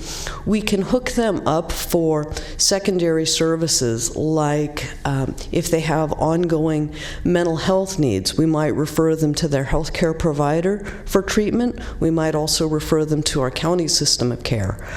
In addition, we might connect them to, we've got the retired senior volunteer program that has the senior companion program. So people who are willing, we might say, hey, would you be willing to have somebody come and visit you in your home that way? Pretty much we have to simply go through our Rolodex in our minds of what exists in our community and what is something that somebody might benefit from, and then we offer it to them.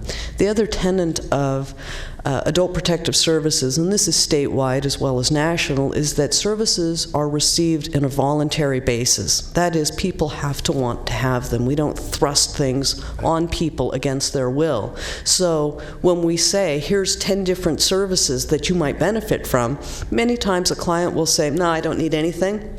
Or they'll say, well, I'll take this, but not that. So they might not take the thing that they need most. Okay, just so one follow-on question then. So, but you got this 30 days, that's 20 working days. Mm-hmm. You're managing large caseloads, and you make that initial contact, you go through and do that, and I know we have some very capable people out there in the field.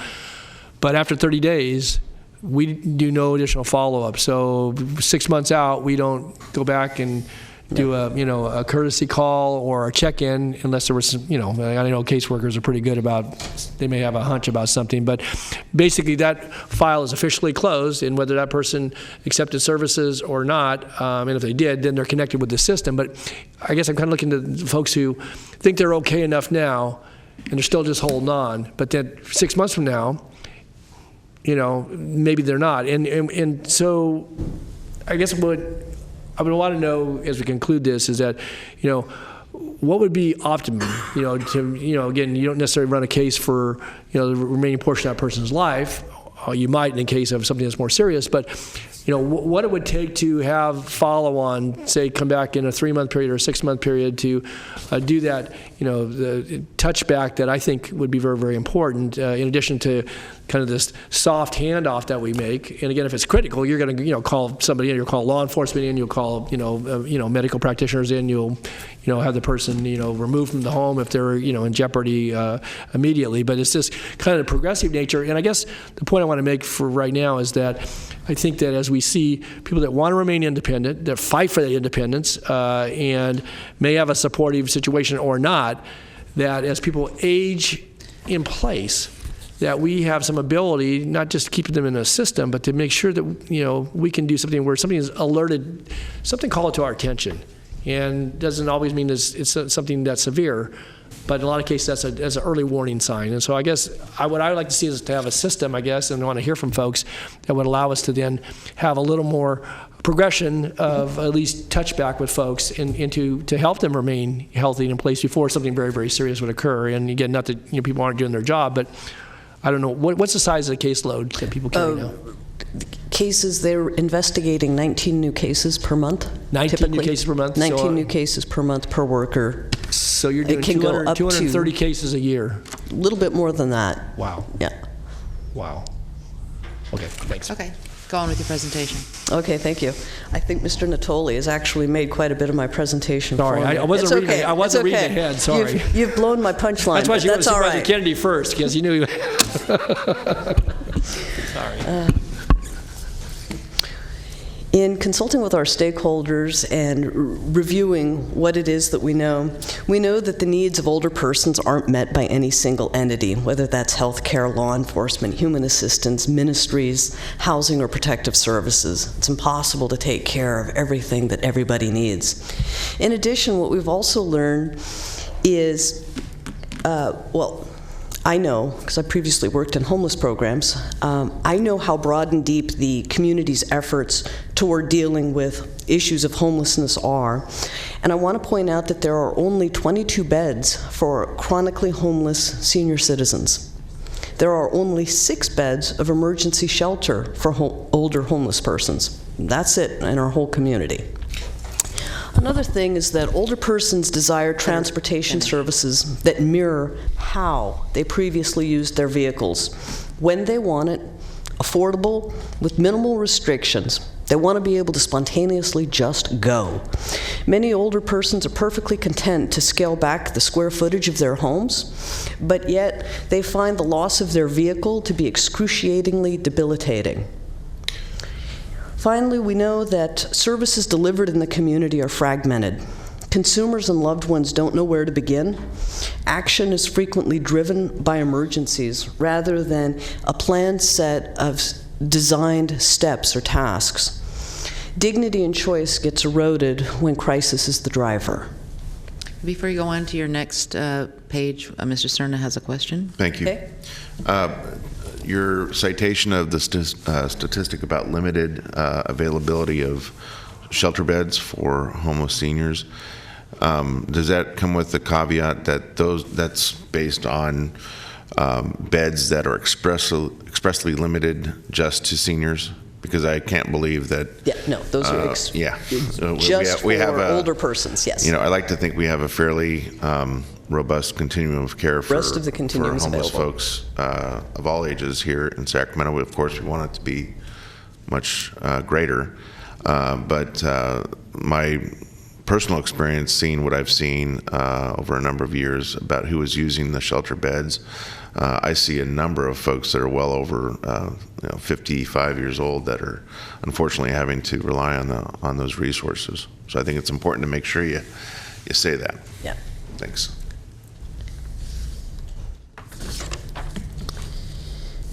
Having worked with the stakeholders and our internal operations, we've identified 4 priority areas.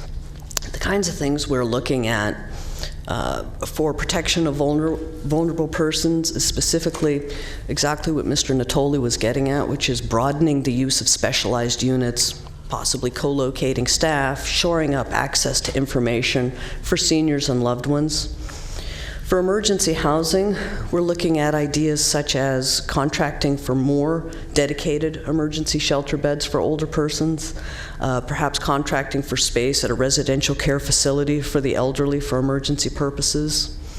For senior isolation and the lack of social contact and transportation, we would like to broaden the number of transportation options available for older persons, such as contracting with ride-sharing companies or broadening the telephone reassurance program with the senior volunteers. For elder justice, we're looking at things like contracting with forensic experts, as well as increasing trainings for staff on sound evidentiary practices. Before working at Senior and Adult Services, my father lived with me for 4.5 years. He had Alzheimer's. I was the youngest member of the family, so the first one he forgot. For the last 4 years of his life, I was simply the nice young man who lived upstairs. You know, the short hair. There isn't a day in which neither I, nor I'm sure any member of this audience, isn't touched by the innumerable issues confronting older people daily. Mr. Gill encouraged me to use this opportunity to teach you some of what is happening in the realm of senior protection, then to take a pause to see how we should proceed. Thank you very much for this opportunity. I hope you've learned a little bit about what APS does, as well as giving some attention to the very real issues that our community members are dealing with daily. Do you have any further questions? Mr. Natali? Yeah, Ruth, well, thank you for your thoughtful presentation, and I know there's going to be some more dialogue, but one other question I wanted to ask about, and I know you've got folks here to represent the Safe House, but at the time that we were anticipating that was coming into our community, and I know that Supervisor Peters worked on that quite a bit, and obviously VOA is operating it. Do you see, because it wasn't clear to me from the report, do we see a need for additional Safe House beds? I mean, and if so, what would that take? Obviously, it's not inexpensive to provide that, although I think it's far more expensive and certainly far less humane for some of the things that occur if we don't do some of that, and allow, again, workers, when they do come out of a situation. I'm sure there's some terrible tragic stories that could be told, in addition to all the good work that's done, that recovery of funds and saving people from desperate situations. And I know that when we do the the death review, talking about some of the abusive situations in all categories of people in our community. But I guess I'm curious about the Safe House. Is there, we have 6 beds as I understand it, and you may have the ability, I guess, on an emergency basis to find somebody alternative housing. But I mean, it would seem to me that there's, with a growing senior population, if we're 250,000 seniors, and we know that we're going to be adding, 15 or 20,000 to the senior population annually for years and years and years to come, that's going to grow relative to the overall population, and that we're going to have, I think, more folks that are going to be, subjected to potential situations where they need to be taken out of the home to be safe in order to get stabilization. So, talk about that if you could. Well, I don't have the statistics memorized for the Safe House. What sticks in my mind is that somewhere along the way, I learned that approximately 3 persons per day are turned away from the Safe House that are seeking some kind of shelter or refuge. In addition, though the Safe House can be accessed by law enforcement, health care, private citizens, anybody can access it for free of charge, we know that 71% of their referrals actually do come directly from Adult Protective Services. So 3 a day. 3 a day. If I do that times 360, that's over 1,000 folks. Yeah, now some of those could be the same person. Huh? Well, I guess it could be. Okay, but if that's the average, that still says that we're not meeting the need, I guess. And however you want to draw the statistic. Okay, thank you. Okay. Ms. Frost? Why are they turned away, or is there a reason they don't qualify, or is it just because it's overcrowded? Some of the reasons have to do with qualifications, specifically like they have to be ambulatory. They have to be able to take care of their own basic needs. So somebody who is bedbound, can't feed themselves or toilet themselves would need a higher level of care than what can be provided at the safe house. So that's some of them. But then the other reason for the turnaway is the being at full capacity the majority of the time. So if they were in desperate need, they're turned away, but there are other resources that you funnel them through. We come up with creative solutions to big problems. Many times, Volunteers of America will work, and again, I don't want to speak too much for them, but I've found them to always be a flexible partner. And so when a person is presenting, they find ways to make it work. In addition, sometimes we will have to send people to hospitals for evaluation, and that can result in admissions. The healthcare providers wouldn't necessarily see that as the best safety solution, but their light is always on. And so many times that's part of the reason the Safe House came into being, was to avoid those kind of practices. And do people generally reach you through the 211? Or how do people reach these resources? Is it through 211, or is it through a lot of different nonprofit organizations? What do we tell people if they come to us? Where do we tell them to go? Well, first off, a number of telephone calls come to Adult Protective Services daily. Like we said, half of them never merit investigation. So approximately of that half that don't turn into investigations, approximately a third of them two-thirds of them are going to be for what we consider information and referral. That is, people that are actually just looking for what's a service that can help me. And so we function as an information and referral service like 211. If we don't know it, we send them to 211, and vice versa. 211 will say, oh, that sounds like somebody's been hurt. You'd better call APS. But as to the Safe House, you might want to go see it. We don't talk about the address because it's like weave, but yeah. It was built by the BIA and a private fundraising effort that was very difficult because they ended up finishing it during the recession, and it took a while. And the county provides ongoing funding there. So it's a very interesting project. I would like to see it. Yeah. Okay, Mr. thank you. Natoli? Yeah, just one other thing, and kind of reflecting on the quote you have up here and your comments about the nice person that lived upstairs, that it seems to me, too, as people try to, retain their independence and do it in a way that has the support services as people progress in age.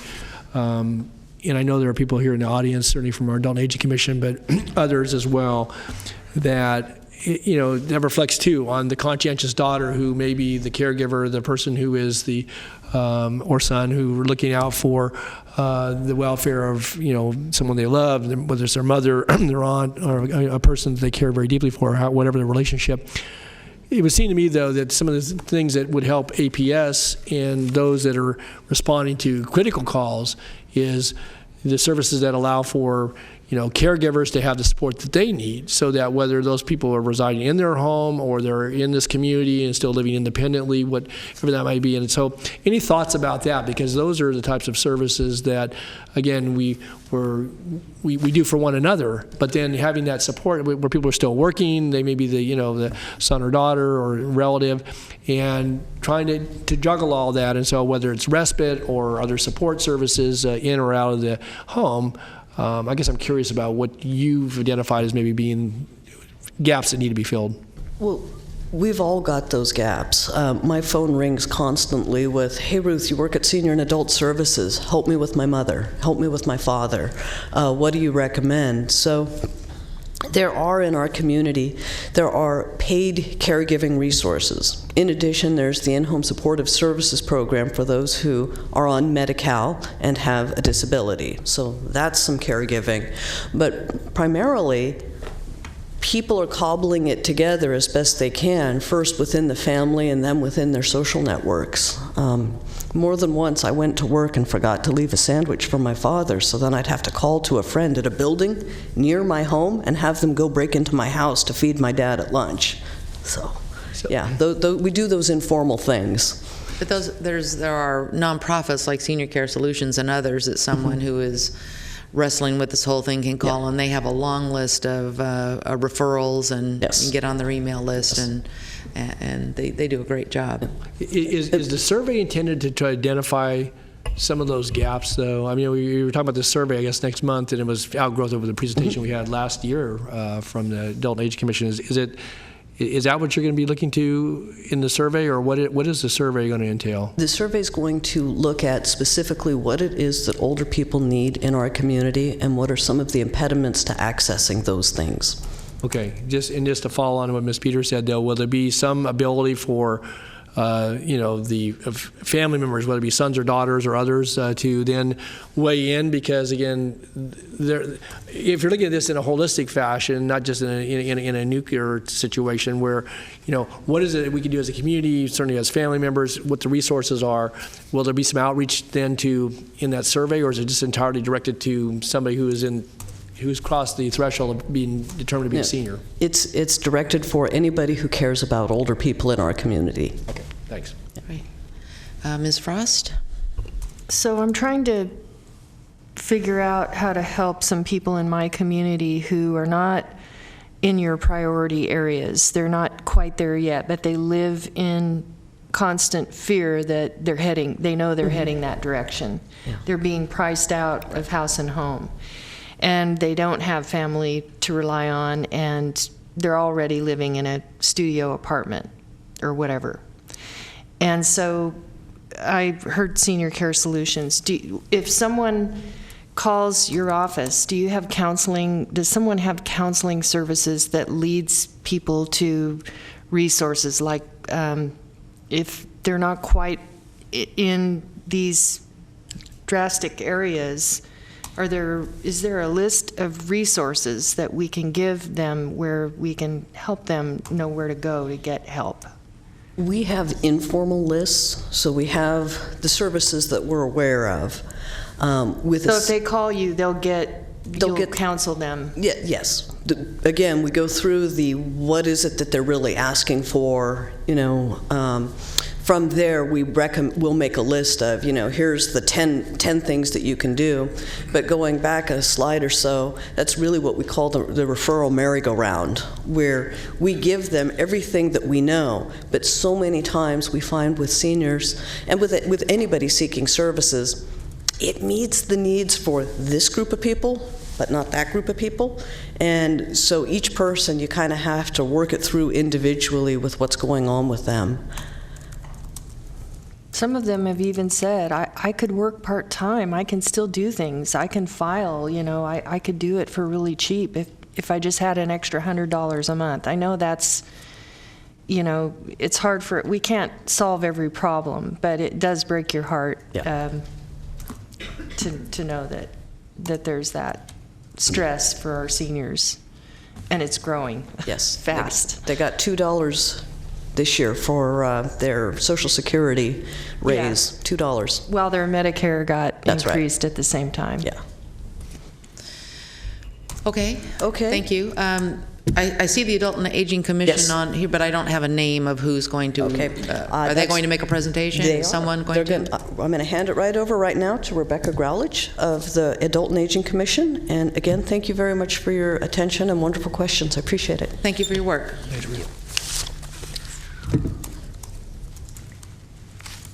Hi, I'm Rebecca Growlich. I have a presentation. I'm not sure how to get it up.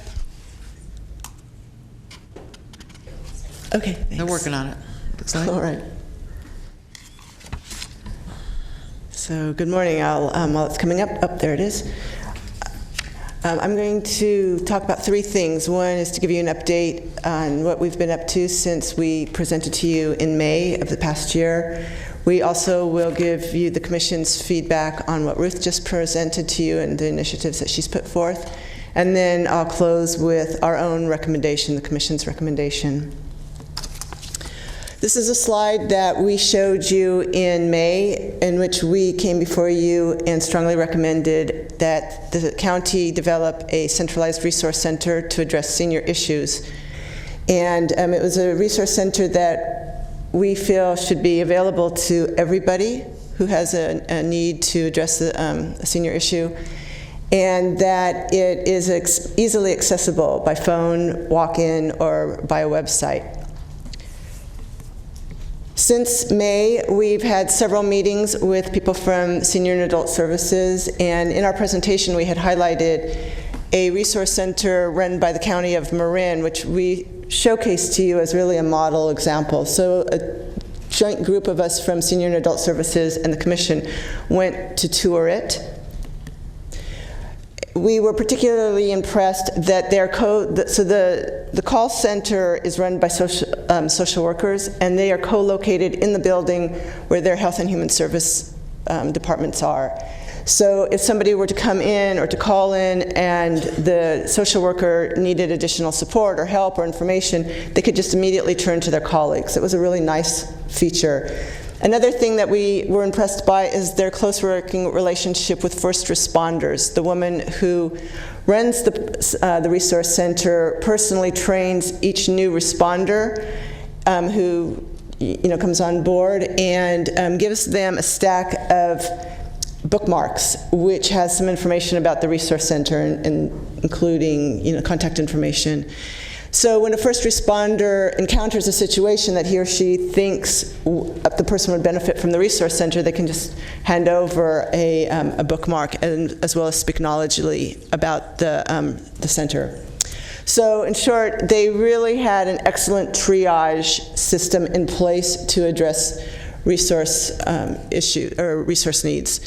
What we thought was the kind of the weak link of their operation was actually the woman who runs it. She worked with the county to develop it. By her own admission, she worked virtually 7 days a week on it. I mean, this was her passion.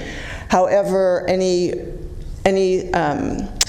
situation that is person-dependent is by its very nature vulnerable to sustainability. So that was what we walked away with as a kind of a concern. So since our joint visit to Marin, the Commission has continued to meet with the Senior and Adult Service folks, and we are all in agreement, and I think the dialogue that you had with Ruth just now illustrates it. It's really tough when you are suddenly faced with a situation, or even it's an ongoing situation, to know where to turn to find the resources to get the help for either yourself or for a senior loved one. But what we don't know is, why is this? What's really the root cause of this issue? So we have decided, and Supervisor Natoli brought this up, that to collaborate on a survey. And you can see that it's going to go live in just a few days, and will be open all of March. And we are going through a number of different venues to try to get as much input as we can.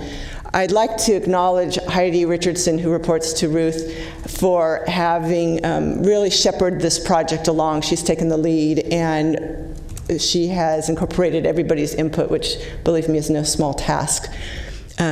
So we already have a meeting set up for early April, in which we will be assessing the data that we receive from the surveys. Before I go on, I'd like to actually pause for a moment and kind of go off script. And I'd like to acknowledge Ruth McKenzie.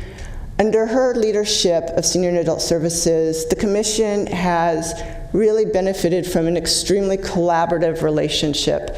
And I think the illustration of what we've done since May together demonstrates that. And there are many more examples. Whenever we've asked Ruth to come to report on a specific topic, she's always made herself available. As the governing leaders of the county, I think you're really lucky to have her on your team. In fact, I would say that all of us who live in Sacramento County or have a senior loved one who lives in the county is really lucky that she's on our side. So the Commission wants to just let you know how much we appreciate Ruth. And I guess that's kind of a nice segue to my next slide, which these are the 4 initiatives that Ruth presented. She came to the commission, she presented them, she asked our opinion. We had a great dialogue with the entire commission, and the commission definitely supports these. We agree that they're all important. So it's a vote for yes, right? That's a vote 4 times for yes. So my last slide is just to bring up our recommendation, the Commission's recommendation, which is again the need for an easily accessible one-stop to get information for senior issues. The Agency on Aging Area 4 predicts that in roughly 20 years there will be 500,000 people in Sacramento County alone who are 60 or older, and that nearly 75,000 of those will be 85 or older.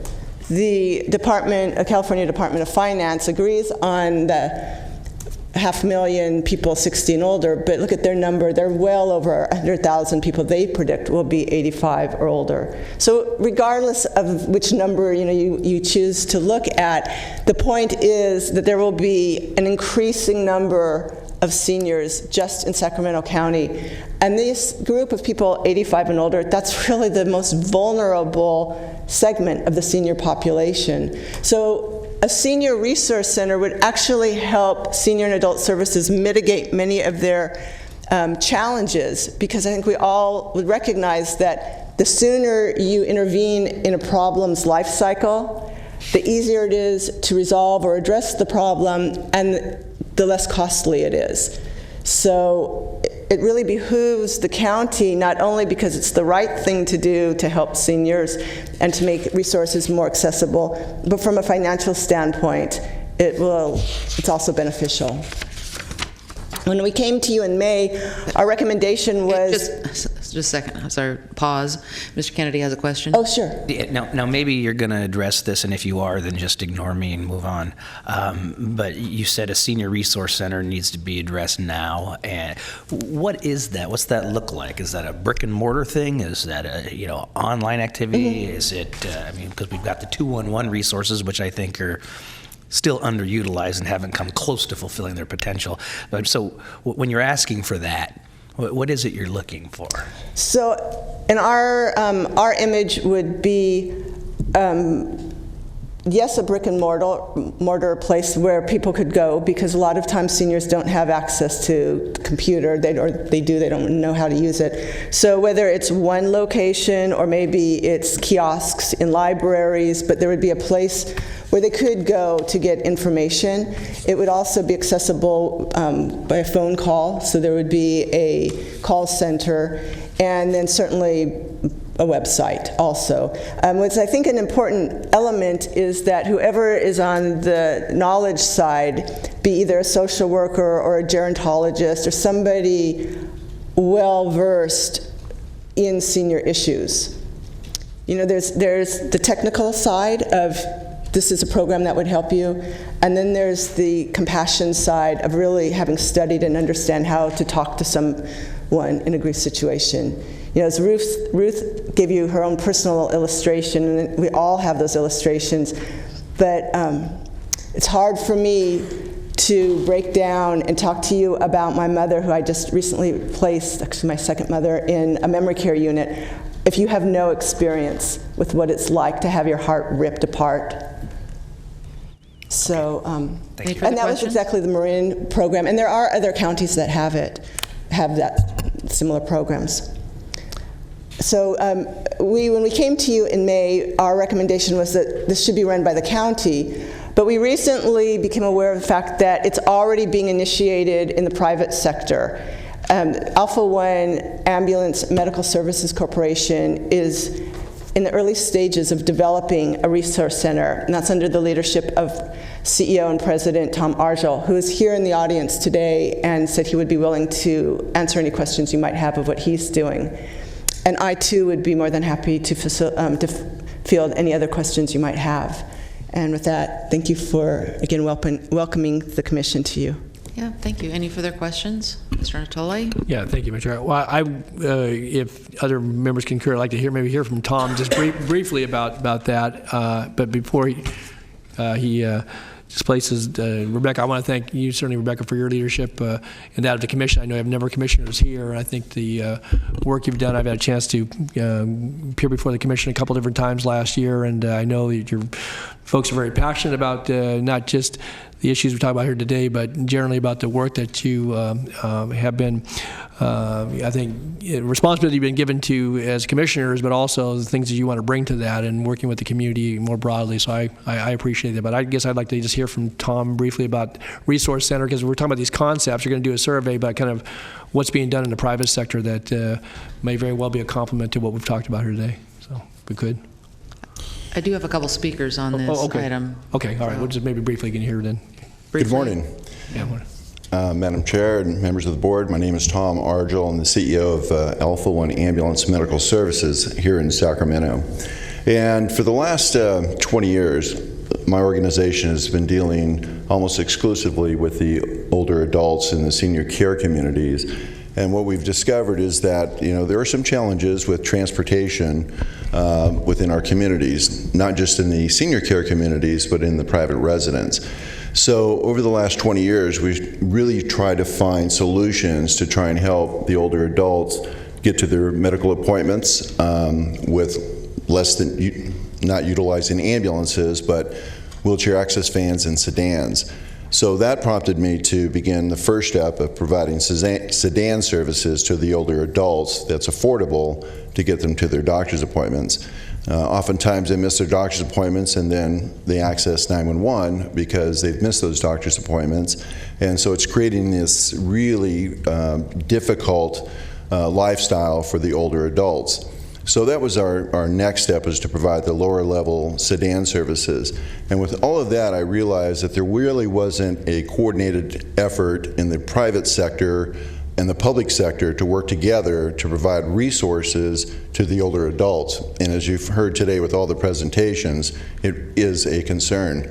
So I've taken the initiative to take a look at this, and I've worked with Carol Kinzel at Senior Care Solutions, and she has a great program, and I would really like to work with others like that in the community. So in the early stages of this, my concept would be to create a public-private relationship so that we could create a resource center for the seniors, which would include at my location to have, in the first pilot project, to have seniors come to my location, utilize the computers, internet. We provide transportation. There's a number of factors that we could enhance within our community. But that is the early steps, and to provide telephone assistance. And because of my broad range of relationships in the senior care sector, we would be able to connect them with the private and the public of either it's affordable housing or assisted living, board and care, hospice agencies, placement agencies, in-home care, home health care. There's just a number of sources that are available that are not really known to our population. So that's the early stages of this program. Thanks, Tom. Any further questions? Thank you. Thank you. Okay, thank you. We have two speakers on this issue, Leo McFarland and then Deborah Morrow.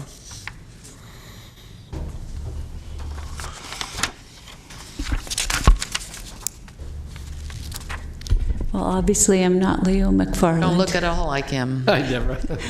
Hello. It's nice to Go see ahead, you Deborah.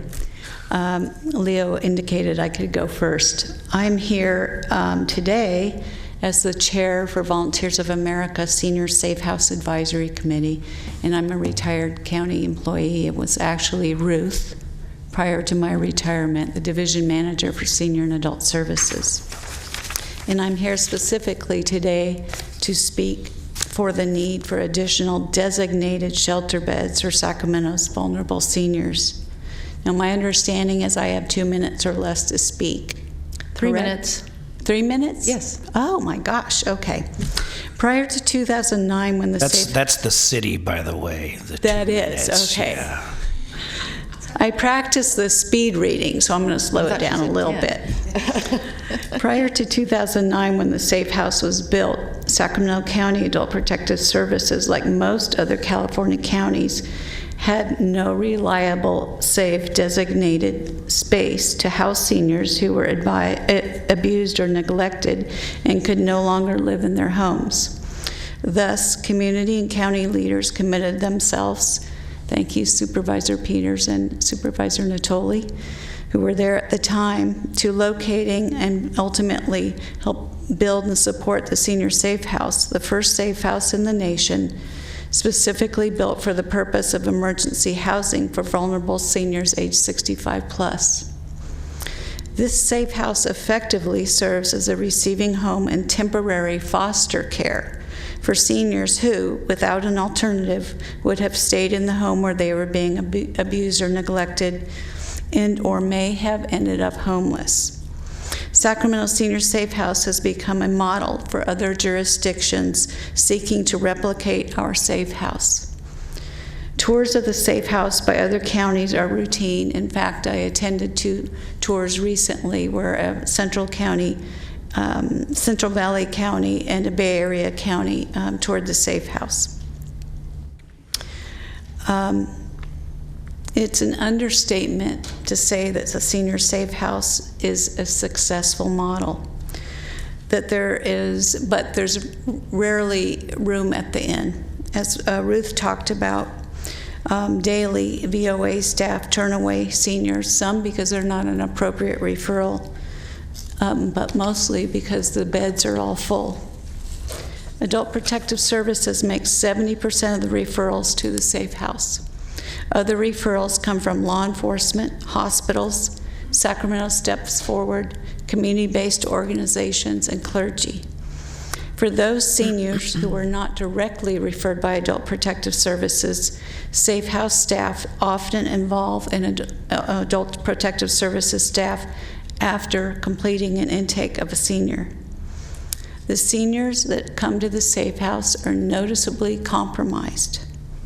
25% of the seniors referred to the Safe House fit the definition of chronic homeless. The average age is about 72 years old. There's a 50-50 split between male and female. Most residents are low income and or lower middle income. Half have physical limitations, half have mental health disorders.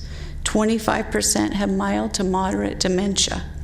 A quarter are referred after being victimized.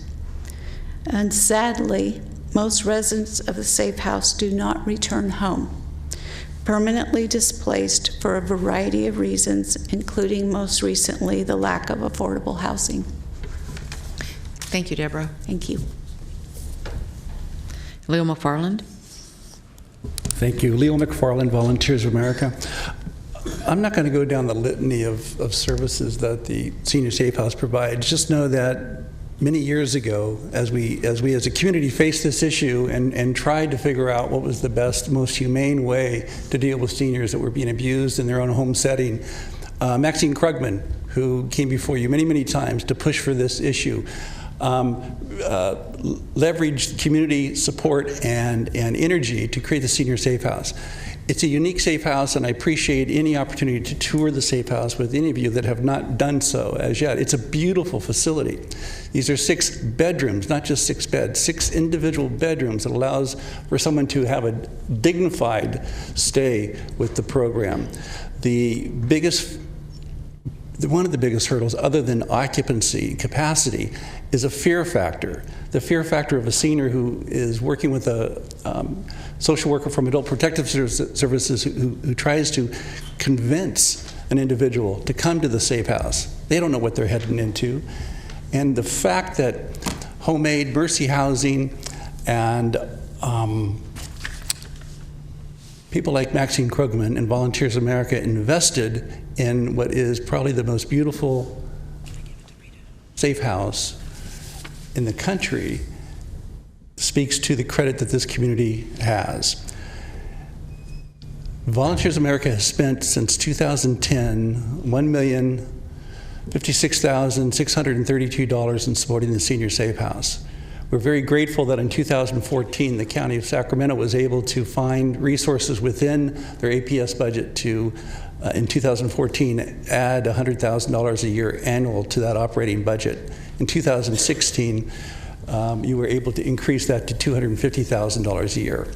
So we continue to work toward filling that gap, But this is something that we have invested our time, energy, and resources to make sure happens. This community deserves a senior safe house. It deserves another senior safe house in some capacity somewhere. Obviously, the numbers dictate that we're facing a crisis situation. Our seniors, all of us that have dealt with parents that suffer with dementia, realize the important nature of finding a location that will give Adult Protective Services the time and resources to resolve or at least deal with the issues that they're presented with. We know that the majority of the people that eventually leave the senior safe house end up in board and care. They're that disabled. So we would hope that as a community we continue to invest strongly in supporting an initiative that increases the capacity and investment in our seniors. Thank you. Thank you, Leo. Stop. Mr. Natoli. Yes, Ms. Peters. Just very briefly, I'd just like to say that there's kind of four things that I heard that I think that as we look at budget, but also in report back that would be helpful to continue this conversation. And the last one being just the senior safe house. It seems to me that in an analysis of that capacity and our ability to support certainly what we have now, but also the ability to maybe bring online additional safe house beds in a dignified manner. But I would also, from budget preparation, since we're now approaching March, and I know that departments look at this, what we can do in the APS area to be supportive of the ability to not only investigate, but maybe to do some additional follow-on, and that takes resources to do that. So some analysis around that. Thirdly, just the idea of the senior service center and maybe a model that would have the public-private partnership would seem to me that that's something that we should have a report back on.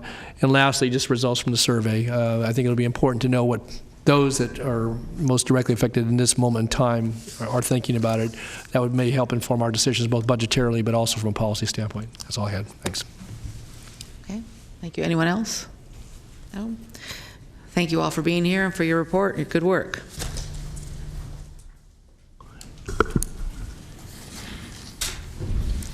Item 44 is the Residences of Marietta Hills East Vesting Tentative Map Time Extension, a request to extend the vesting tentative subdivision map for 5 years for a property located on the east side of Stonehouse Road in the Rancho Marietta Plan Development. The applicant, Walters and Land Planning. Environmental document, addendum to the final environmental impact report, final environmental impact report. And you're not Shelby. No, Leanne Moffett, Sacramento County Planning Director, and I do have a PowerPoint. And Shelby Vocal, the project manager, is here. Okay. If we need her. All right, so the site is a little over 86 acres, located on the east side of Stonehouse Road, about 1,400 feet north of Escuela Drive, inside of the Rancho Marietta planned development in the Cosumnes community. The request is another 5-year subdivision map extension to allow 4 single-family lots in the RD1 zone, 95 single-family lots in the RD3 zone, 4 open space lots, a sewer lift station lot, and a private road lot. With regard to background, the project was originally approved by the Board of Supervisors in December of 2007. It was accompanied with a rezone, an amendment to the Plan Development Ordinance, both of which are in effect. The vesting tentative subdivision map, which is before you today, and an affordable housing plan consisting of the payment of fees. That original project was approved on a 4-to-1 vote, and we have added some information on page 2 in the background section of your board report regarding some of that background and some of the concerns that were in place at the time. There are a number of conditions that are in the Plan Development Ordinance, notably on page 27 of that PD ordinance related to generalized CC&Rs, and also related to architectural review by a homeowners association. So those conditions that were developed by the board are in place. The original project would have had an expiration date of January 11th, 2011.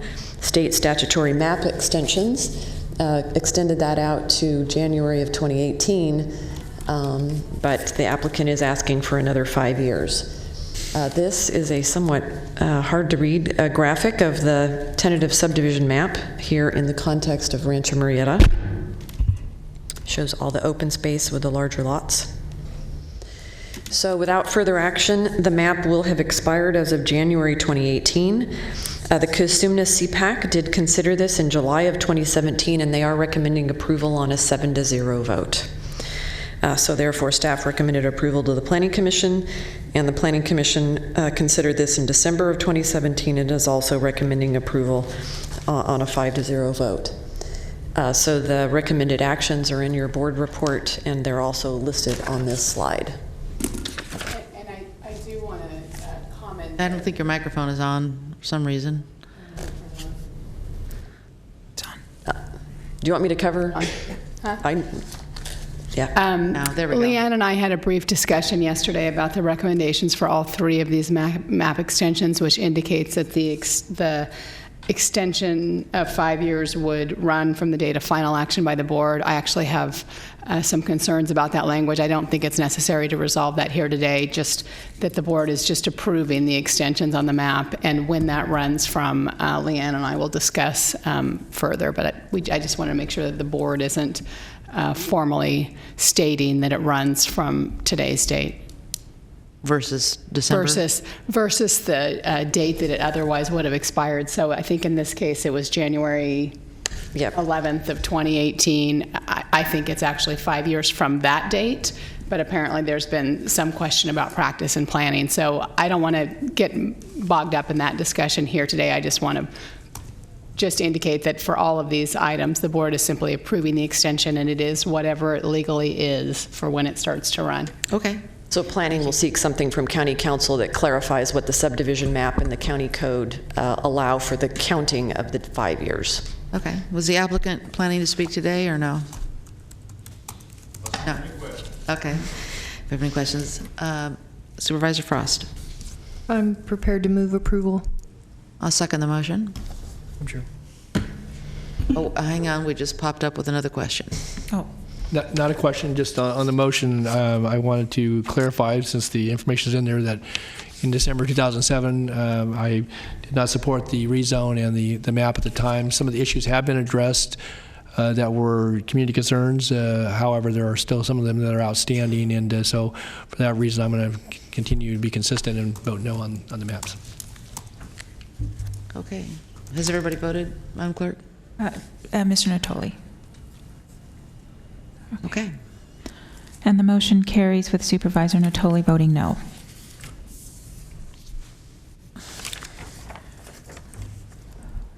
Okay, for item 45, we have the Residences of Murrieta Hills West Vesting Tentative Map Time Extension. Request to extend the vesting tentative subdivision map for 5 years for a property located at 6307 Stonehouse Road on the east side of Stonehouse Road in the Rancho Murrieta Plan Development. Applicant is Walters Land Planning. The environmental document is an environmental coordinator addendum to the previous final environmental impact report. Again, I have a presentation. I'll run through this fairly quickly. It is a different map, a slightly different location, but it has all the same parameters and issues of the item that you just considered. This one is a little under 60 acres at 6307 Stonehouse Road, approximately 1,520 feet north of Escuela Drive, inside of Rancho Murrieta Plan Development and the Cosumnes community. Another 5-year time extension is request. This one is for 99 lots in the RD3 zone, 4 open space lots, a landscape lot, a television tower lot, and a private road lot. Again, this was considered by the board back in December of 2007 with the rezone, the amendment to the plan development ordinance. It had the same 4-to-1 vote with the same set of issues as the prior map. The same discussion is on page 2 of your board report. Had the vesting subdivision map and the affordable housing plan with the payment of fees. The original expiration date of January 2011, extended to January 2018 by statutory map extensions. This graphic is that lot layout on the upper left-hand corner, and a blow-up of the layout. Without further action, the map will have expired in January of 2018. The applicant requesting the 5-year extension, the Casumna CPAC, in July of 2017, is recommending approval on a 7-0 vote. Staff recommended approval. Planning Commission considered it in December of 2017 and is recommending approval on a 5-0 vote. And we have not received any public comments this go-round. So the staff recommendations are in your board report and on the slide. And the same comments about the Can I ask plan the same, was the development. applicant planning to speak other than answer questions? Okay. I don't have any one signed up to speak. And no comments, so Ms. Frost? I move approval. Second. Please vote. And the motion carries with Supervisor Natoli voting no.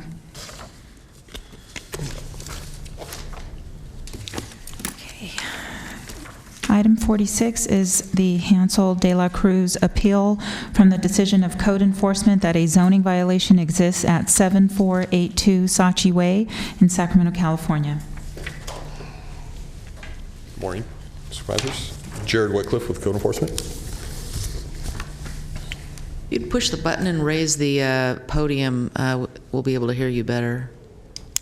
This one? Excellent. Thank you. Appreciate it. Okay.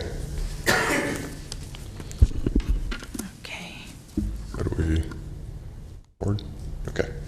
All right, so Code Enforcement issued a violation notice for a zoning violation against the De La Cruz property, and he has filed an appeal, and so... Could you pause just a minute? We still can't hear you. Maybe, will it go up any higher, or?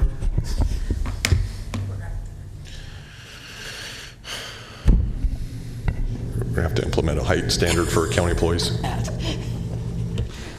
better? Oh, much better. Okay. Yeah, thank you. All right.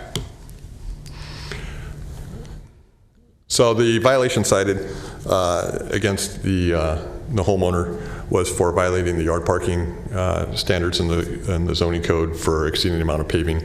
The property is 7482 Saatchi Way. It is zoned RD5 and is developed as single-family residential. The home was built in 2015. There is a companion section in the zoning code that also applies in terms of the issues going on its property, but it's kind of redundant to cite it. So we only cited the instance of exceeding the paving.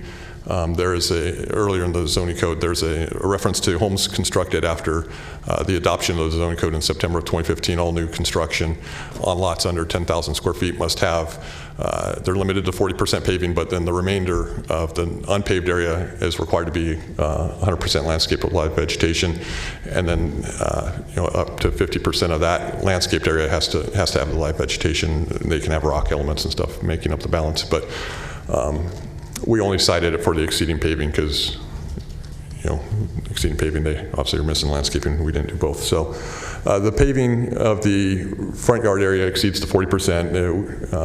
The lot size is, or the front yard size is about 1340 square feet as measured by my officer.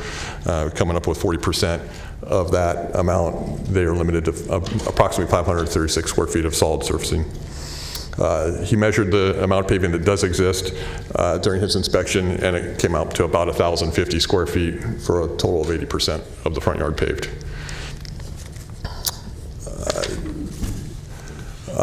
Just to point out, sometimes historically with a lot of our paving cases, people will often ask, am I grandfathered in? I paved it before. You told me I couldn't pave it, this and that. So just to point out, in July of 2015, this was a vacant field. The home was constructed after the ordinance was fully in effect and adopted. When we look at the aerials on other properties, we'll try to take into account if paving existed before the ordinance came into play, and we definitely work with the property owners to make sure that we're being fair in our implementation of this ordinance. But in this case, we didn't have a house on the property when this ordinance was adopted. My officer's inspection on January 29th, 2018 shows basically one 2-car driveway and one 3-car driveway, parking lot from one end of the property line to the other with a very thin dirt lines to the north and south of the driveways and a very thin 2-foot dirt line running between them.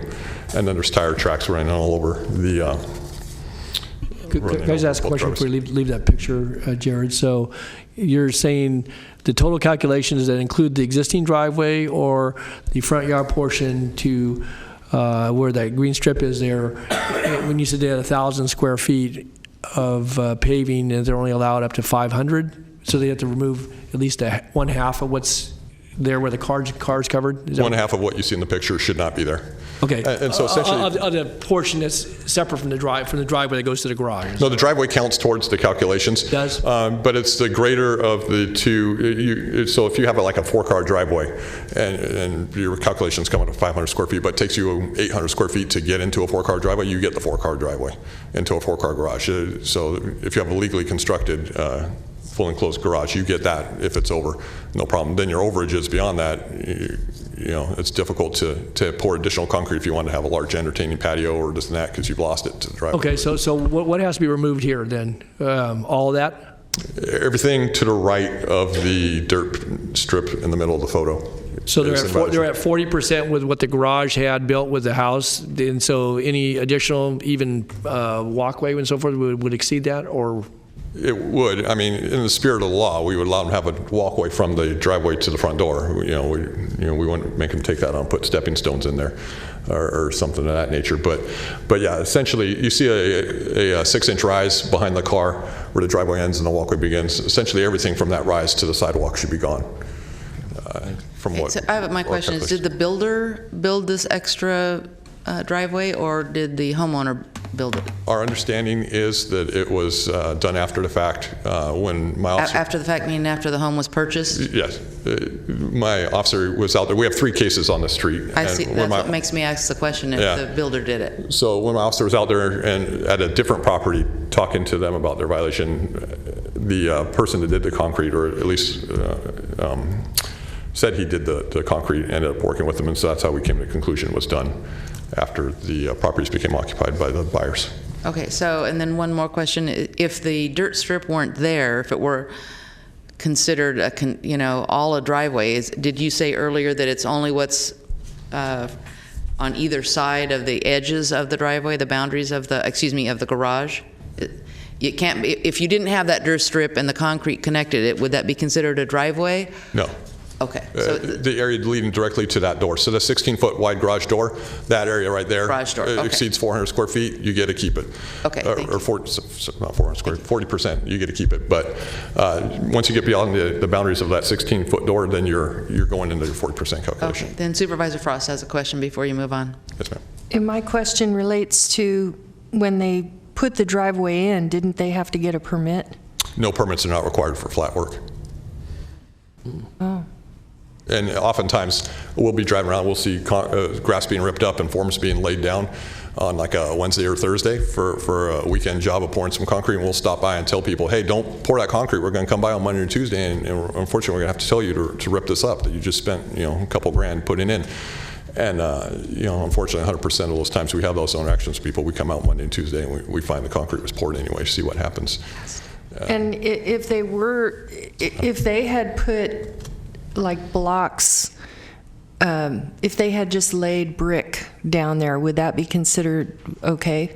No, it's still a solid surface. It's still Any not kind of solid surface, yeah. even though it's permeable. It's if it was pea gravel rock, and that was out there where it's completely permeable, and it has landscape. You can't plant trees, bushes, and a paver. But you can have those landscape elements when you have 60% rock, and so that way you're meeting your landscaping requirement then to have 50% of that 60% landscaped, but you don't get that by laying pavers across from property line to property line in lieu of concrete. Thank you. Okay. And this property on January 29th. It looks identical when I was out there on the 13th of February to post a notice for today's hearing.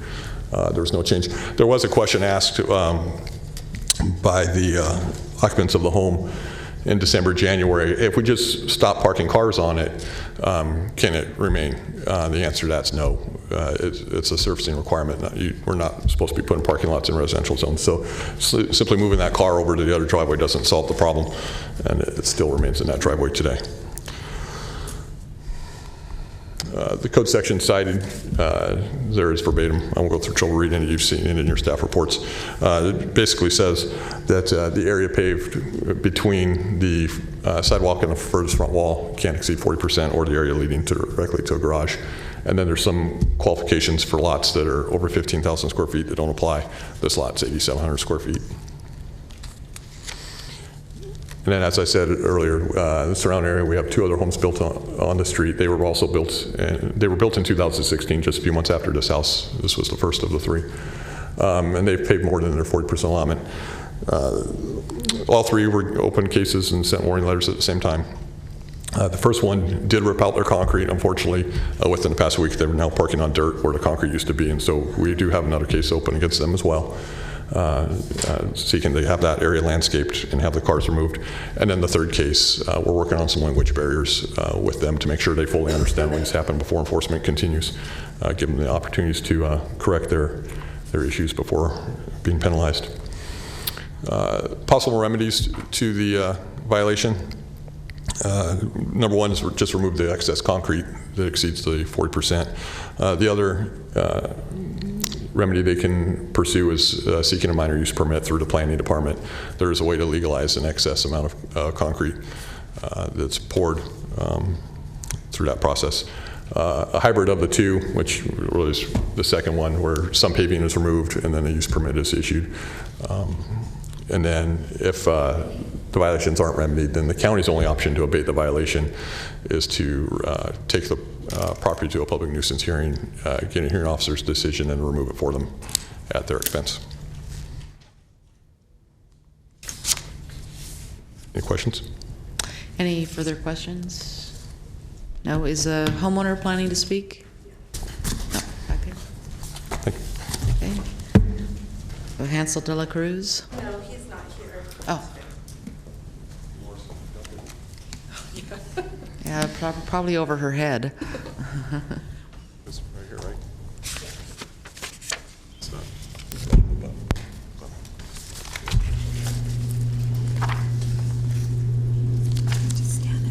Okay. Can you hear me? Yes, that's fine. Thank you. Okay. I've never been to one of these, so I'm a little bit nervous. Not really sure how it works. Could you tell us your name, please? My name is Margaret Tomaloso. Okay. Do you live in this home? Yes. And you poured the concrete? No, I didn't pour it, but we like he said, we did have someone come out and pour the concrete when we first moved in. Okay. So we weren't aware that that we had to check with the county. I'm not sure if you guys received the letter that we wrote when we sent in for the appeal? Yes, we did. Okay. Like it says in the letter, before we were able to purchase the home, we rented for a really long time, and we had a big, huge lawn there that we weren't allowed to water, so it just ended up dying. So we told ourselves, when we move somewhere, we're going to be able to save a little bit of money on water. We're going to pour the concrete, and in no way was it meant to be like a parking lot for the cars. It just so happens that my car is newer, so we park it in the garage, and I leave all the time, so it's easier for me to not have a car that's behind me on the driveway. I just, we spent a lot of money when we first moved in there to get the concrete poured in both our front and our backyard. We've went to 3 different people to get quotes on how much it would cost to have it be removed, and we thought that maybe coming here to speak with you guys would be a little bit cheaper than what we were quoted to get the concrete removed. Someone did come by our house after we got our first violation and told us how much that we could remove, which is roughly, they told us 2 of the squares on the side of the photo that you guys saw. If we were to remove 2 of those squares, then we would be in compliance. I don't know if you guys are able to look back at the picture, but it's I know, but I'll ask the code enforcement officer to come back and address that. Okay, it was someone named Mike Sanchez, I believe his name was, that said if we remove 2 of the squares on it, then we would be okay and in compliance. Even to remove those 2, which is what we got priced out, was around $2,100 to remove the 2. When we spent, when I did the math on how much we spent in total and then kind of did the square footage of what was poured and what we need to remove, that portion is about $4,400 for it to be poured. So like I said, it was a little bit cheaper for us to pay our violation fee and then request a hearing with you guys than to just spend that money to get it removed. They did tell us about the minor use permit, but the application fee as well is kind of high. So like I said, I figured that maybe we could come over here and speak with you guys and see if there was any way that we can find like a middle ground or be able to keep it that way. We wouldn't have to incur the cost that we can't afford to apply for a minor use permit or to pay to get it removed. Okay, thank you. Yeah. Did you have anything further you wanted to say? No, that's it. Okay. And would you fill out one of the speaker request forms since we don't have your name on our records? Who do I turn it into? She's standing right up there. Oh, okay, I'll do that. Thank you. Okay, and then so if you want to sit down, we'll have a further discussion here.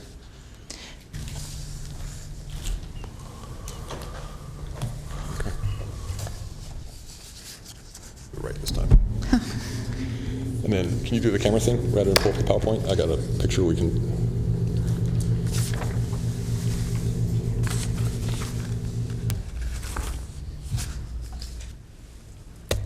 Okay, so would you address the question of partial removal? Yeah, I'm going to pull up a picture so we're all on the same page with what we're talking about here. Okay. So this is February 13th visit that I was there. So my officer didn't provide the level of detail as to what sections of concrete would have to be removed to get underneath that threshold. You said the far right 2 squares. So she's saying far right 2 squares. I would assume to be these 2 over here. Now, just looking at the picture and based on my experience of how the concrete is. Okay, that's not helpful. We can see the vent in front of the house now. It's a driveway we want to see, Metro Cable. Those are likely 10 by 10 squares, between the expansion joints between the different sections of concrete.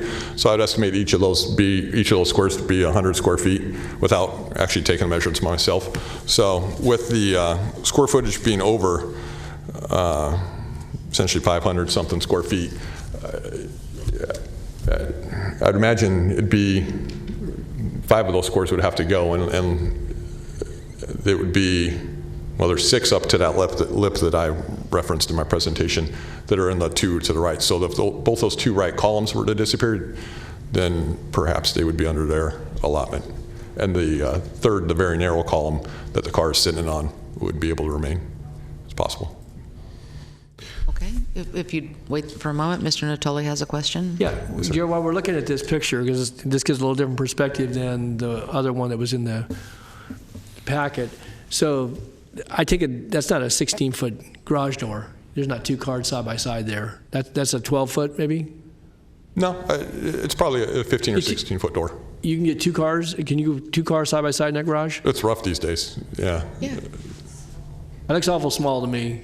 Well, the car's not all the way to the right either, so it's. No, I know. It looks awful small to me. Yeah. But I mean, so what information was it one of the code officers that went out there and spoke with her? Yes. And I guess maybe I get some clarification, because you're saying 5 squares. The code officer said 2 squares, but you're saying what was referenced there would be everything from basically the passenger side of the covered car on over to have to be removed? Yes. But you could, that strip that the car could, I guess, barely fit on in front of the recycle can, that could remain? Shooting from the hip and without taking specific measurements of those areas, yes. Just visually looking at it, I would estimate that each of those squares are probably 100 square feet, 10 by 10 area. This is all approximate. Yeah, this is because you haven't measured it yet. Yeah, and normally when we measure a excess paving case, it's a house built in the 80s, 90s, whatever, and we measure the entire yard area, the entire paved area, the old paved area, and the new paved area. In this instance, because everything was new after 2015, that level of detail, there was no old new, it was just all new. And so he didn't piecemeal out what that driveway is versus the other concretes like we would do in historically developed properties. So we would have to go back to the site and measure specific segments of that concrete to know where 536 is capped off and where it's not. And it's totally at their discretion which 500 square feet to remove. If they wanted to remove the 500 square feet up between the the walk, they wouldn't, but the walkway up against the house, and that comes up 500 square feet, so be it. Now they've met their paving requirement. If they want to remove the bottom 5 squares closest to the street, then so be it. We don't dictate to them which one to remove. Okay, so I just want to be clear, because again, if in fact they had acted upon what was told in the field and done that and thought they were in compliance, if they got ahead, obviously they had this hearing scheduled, is it to be clear? So look at this picture. You got 3 squares going back to the walk that was built with the house. And so you're saying of those 6, and I guess there's portions that would be, there's actually 9 there, but they're not 9 full ones, that 5 of those larger ones would have to be removed in order to come in compliance. That'd be the 500. Roughly. That'd be the 500 square foot mark. They are over 500. They have to remove approximately 536. So, I mean, kind of splitting hairs at 36 extra square feet. So they might be able to keep some if of what's there. Yeah, if they were moved to 6 squares, I think they'd be in good shape. But again, I can't say definitively. Okay, thanks. Okay, Mr. Sarna. Yeah, so the homeowner mentioned that she had, or someone in her family had heard from an individual. She mentioned him by name. Is that individual employed with the county? Officer Sanchez was the officer that did the inspection. Who she speak of. Okay, so one of our officers is the one that is supposedly explaining that you could just remove the 2 far right-hand squares and be good. Yeah, it may be a matter of interpretation of what he thought he was conveying and what they were receiving. When he said remove the 2 far right squares, he may have been intending the run, and they just heard the front third. Okay. I can't imagine that he told them remove 2 100 square foot squares to reduce the concrete by 500 something square feet. Okay, and then would you agree that the segment there where the cars parked on, that area is a bit narrower? It doesn't look like it's a 10-foot width. Maybe it's an 8-foot width. Yes, I believe the part where the covered car is on is definitely narrower than. Okay. All right, thank you. And we're assuming of those are 10 by 10 squares, of course. Yeah. Thank you. Thanks. Okay, any other questions? Have any? Mr. Kennedy? Move staff recommendation. We have a motion and a second. Please vote. Unanimous vote.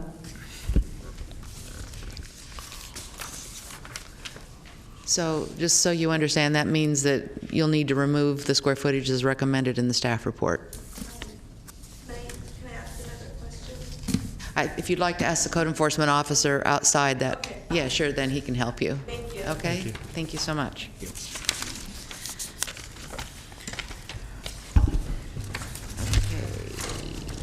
So we've done our nominations, and we have off-agenda speakers, Nancy Kitts and Laura Acosta and Jane McCauley.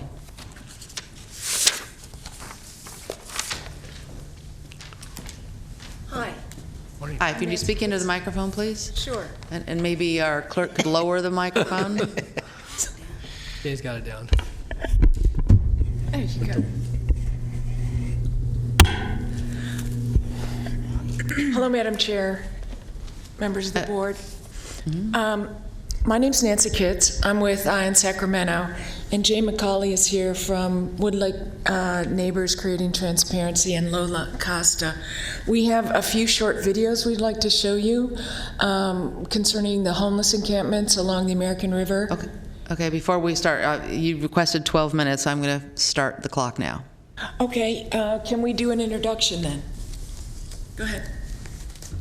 Madam Chairperson and members of the Board of Supervisors, we are here today as residents and friends of North Sacramento to share our concerns with you regarding the terribly precarious situation thousands of homeless individuals are currently facing in our region and the very environmental threats that are happening along the Lower American River. The Lower American River is classified as a recreation river within the state and federal wild and scenic river systems. According to the Parkway Plan, this section of the river is the central focus of the Parkway, which provides enjoyment to residents and visitors of the Sacramento region. Sacramento Steps Forward, the lead agency of the Sacramento Continuum of Care, conducted the 2017 census of all individuals experiencing homelessness in the region. According to this point-in-time count, the city and county has experienced an increase in the number of individuals and families confronting homelessness on a nightly basis. Their findings included a 30% growth in nightly homeless individuals. A 56% of homeless people are sleeping outdoors. 85% growth among the homeless who are unsheltered and sleeping outdoors. Given these startling statistics, it is no wonder that an individual without permanent housing may choose to live on the streets, stay in a shelter, mission, single-room occupancy facilities, abandoned buildings or vehicles, or camp in parks and other public land.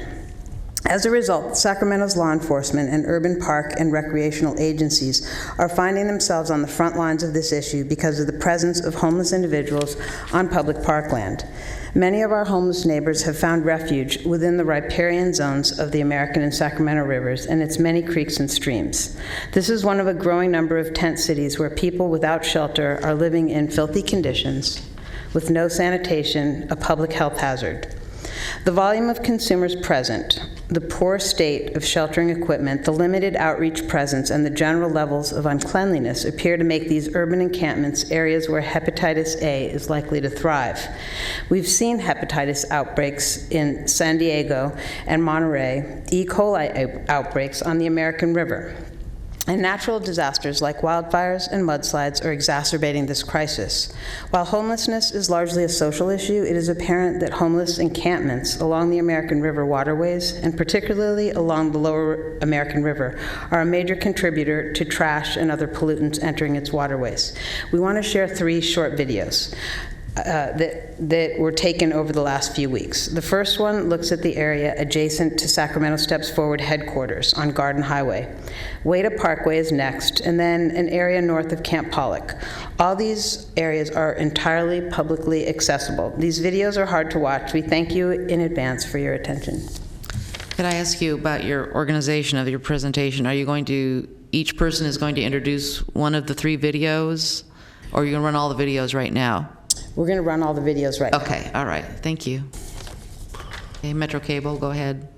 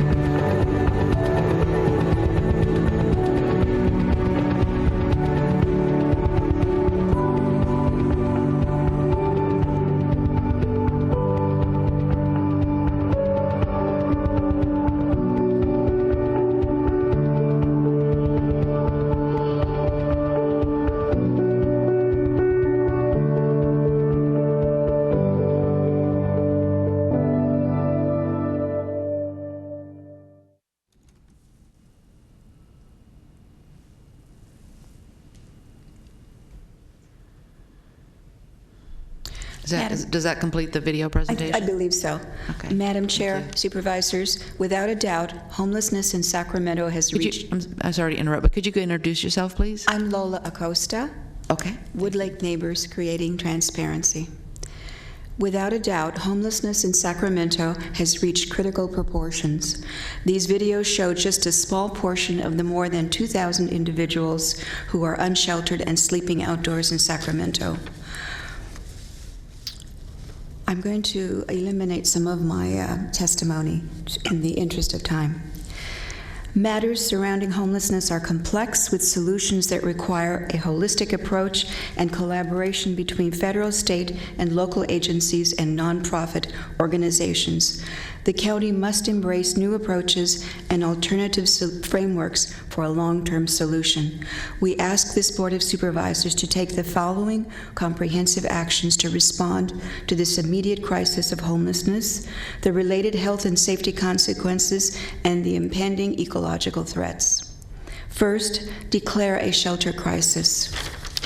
Second, allocate resources to provide trash receptacles, restrooms, and showers in known encampments. 3, provide large temporary shelter sites that provides homeless Sacramentans a safe and sanitary place of refuge that will be used as bridge housing. 4, fast-track construction of supportive housing of homeless people by allowing developers to bypass the lengthy approval process. Set aside 35% of units in new affordable housing construction for homeless people. Pass a fair share ordinance that mandates the county to work collaboratively and in partnership with every neighborhood to find appropriate locations. 6, convene a regional task force of homeless service providers, public health, local leaders, and neighborhood representatives that holds open meetings, shares information, provides ongoing education to frontline organizations, highlights emerging issues, and solves problems. Sacramentans are compassionate people who want to help solve this crisis. Thank you for your attention to these important matters. Thank you. That looks like a letter. Perhaps you wouldn't mind giving a copy of it to our clerk, and she could distribute it. No one could write fast enough to keep up with you there, and then we'll go to our last speaker and have questions. I've edited this severely, so I will. I could send it to you. Nancy has one. You have one? We have a good copy. Okay. Thank you. And your next speaker is Nancy. Oh, we still have time? You have 49 seconds. You can wind it up. All right. Well, obviously, the video shows the state of affairs along the American River. You know, if we've gone in there several times and spoke with folks there who say that they would be happy to be somewhere else, even in a supervised or authorized camping location. The conditions are really awful, and the thing that always gets me when I go in there is the fact that nobody sees it, and so it's not there. We want to pretend we don't have tent cities because they're not on Market Street in San Francisco or in San Diego downtown. But we do have tent cities. We have many, many of them. And I believe probably, you know, the camps you've seen in these videos at least total approximately 500. Thank you. Okay, thank you.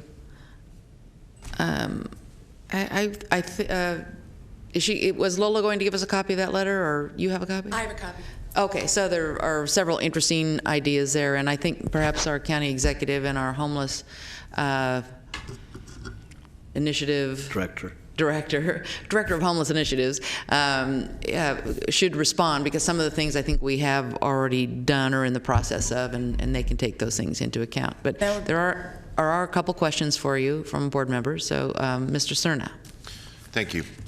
So first of all, I appreciate you taking the time to obviously produce a video that obviously is intended to impress, not necessarily in a good way, but impress upon this board and the public the current conditions on the Parkway. And I think before you even entered chambers today, there was I made mention of the fact that we are all continuing to hear from constituents like you about those conditions. And So I do appreciate the fact that you put some time and energy into how best to, I think, effectively document what's happening. In addition to what the chair just mentioned in terms of asking staff to look into some of the suggestions, I'd like to put a little more detail on that. I'd like to know, Mr. Gill, perhaps it could be a report back at our next board hearing, what is involved in declaring a shelter emergency. I'd like to know what other California jurisdictions have done so. And I would like to know what's involved in just the process of how this board might consider it, and whether or not it has any bearing relative to access to more resources, whether it be fiscal or otherwise. Because I'm hearing more and more from my constituents and certainly the advocacy community that it's something that they're interested in, but I'd like us to have an informed discussion at some point about it. Okay. The idea about restrooms and showers is a problematic one for me. I will tell you that as much as the first reaction might be, well, let's provide those facilities to folks that are camping illegally in the parkway, it's a very sharp double-edged sword. So as soon as you begin to make accommodations in places where folks are engaged in unsanctioned camping, I don't think it's actually going to function the way you might think. I think it's going to actually encourage more of that activity and therefore result in more of the adverse impact that you're concerned about and that I'm concerned about. So I'm not a supporter of that, but it seems very logical. But it does, and it tugs on your heartstrings to see folks that are using 5-gallon buckets as toilets and having to bathe in the river or what have you. But again, I think we have to be very thoughtful about how we are going to provide the resources that people obviously need for shelter, other than a fabric covering and a bucolic riparian setting. And as the chair mentioned, and as I mentioned last week when I was with you for what I thought was a very productive conversation in North Sacramento about this very subject, I would respectfully ask you and others to give us a chance. We, the county, have spent a lot of time, especially all last year, both on the housing front, working with the city, and on kind of rebuilding our continuum of care for homeless constituents in Sacramento County, not just in the Parkway, but across the county. And that is not something that is going to bear fruit immediately. It's going to take time like anything else. And I would just please ask for your indulgence and let us have a little time to see what fruit we can bear in the short term and the long run. Some of what we've set in motion is very complicated, and some of it is very complementary to what other jurisdictions are doing, namely the city of Sacramento, and by design that's what it was intended to do, is to be complementary to function as a broader continuum to serve folks regardless of if they're suffering in the city or the county.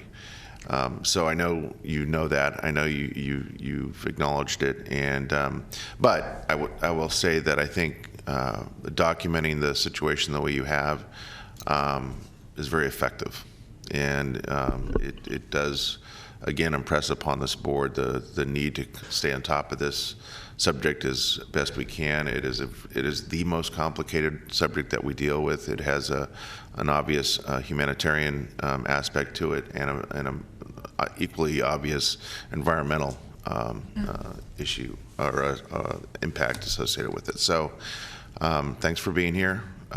Keep up the good work in terms of your advocacy. It's not falling on deaf ears. Thank you so much, Supervisor. Thank you. That's why I thought having staff answer the letter, there were numerous items that some version of that is already underway, and it's it starts slowly, and takes time, and as Supervisor Stern said, some of it's really complicated, but I think on paper it might be easier to follow than a conversation. So then, Mr. Natoli. Yeah, well, I too want to just thank Jane and Lola and Nancy for, certainly this isn't only me attending a given week, but certainly for the visual. I think it, again, provides a portrayal in time of what certainly the impact is, both to the physical and environmental, but certainly the people. And I think, if I heard you correctly, you said there were about 500 people you estimated in the encampments you showed there at that point in time. A question I had, when were the videos taken, but kind of what time frame? They were taken last month and this month. Okay, so they're pretty current. I guess one of the things, in addition to, it's been talked about by my colleagues already, looking at what you put forward relative to convening folks, to declaring a shelter crisis, and to some of the other things you've put forth as a request.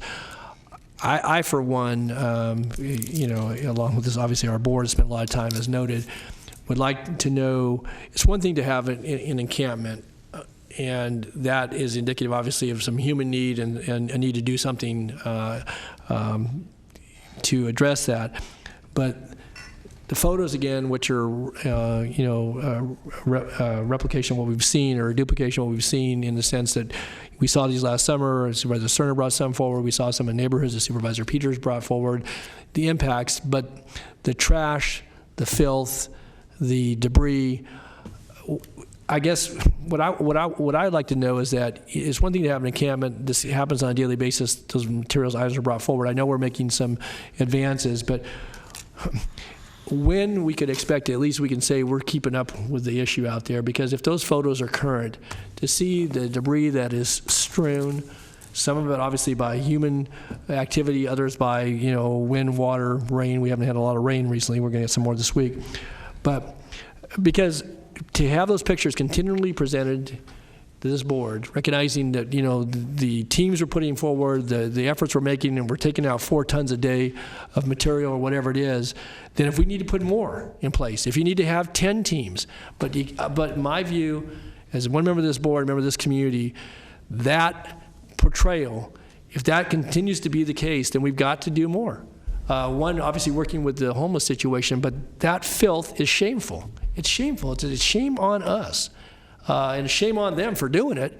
But I just, again, my plea is, again, and this is not criticizing, because I know we've done a lot, Nav, and I look at you and Rob, I know you guys are on the front lines, but then if we need more resources, then I want to have that conversation here. If we need to have 10 more trucks and 20 more people and, and 1,000 more hours a week to get that cleaned up in advance of whatever we're able to do to ultimately, hopefully overcome the problem, then I believe we need to do it. If $5 million isn't enough in the initiative, if it takes $10 million, then I want to have that debate in these chambers about, one, what we're doing to help people, but secondly, to clean up that mess.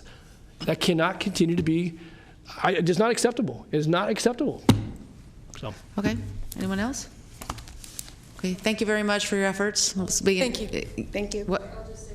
Sorry, I'm slow on the uptake. I just wanted to thank you for bringing the videos, because they really helped. I went out and walked the American River, and I did not see it in the same way, but I was in just one place, and I imagine it took you quite a bit of time to pull all that together, and it really does, a picture does say 1,000 words, and we all acknowledge that there's a big problem, and we're trying really hard to invest into the problem and into the solution.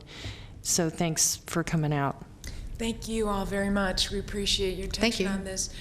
We did do some research on the declaring an emergency shelter, which I'd like to share with Mr. Gill and the rest of the board. Thank you very much. Thank you.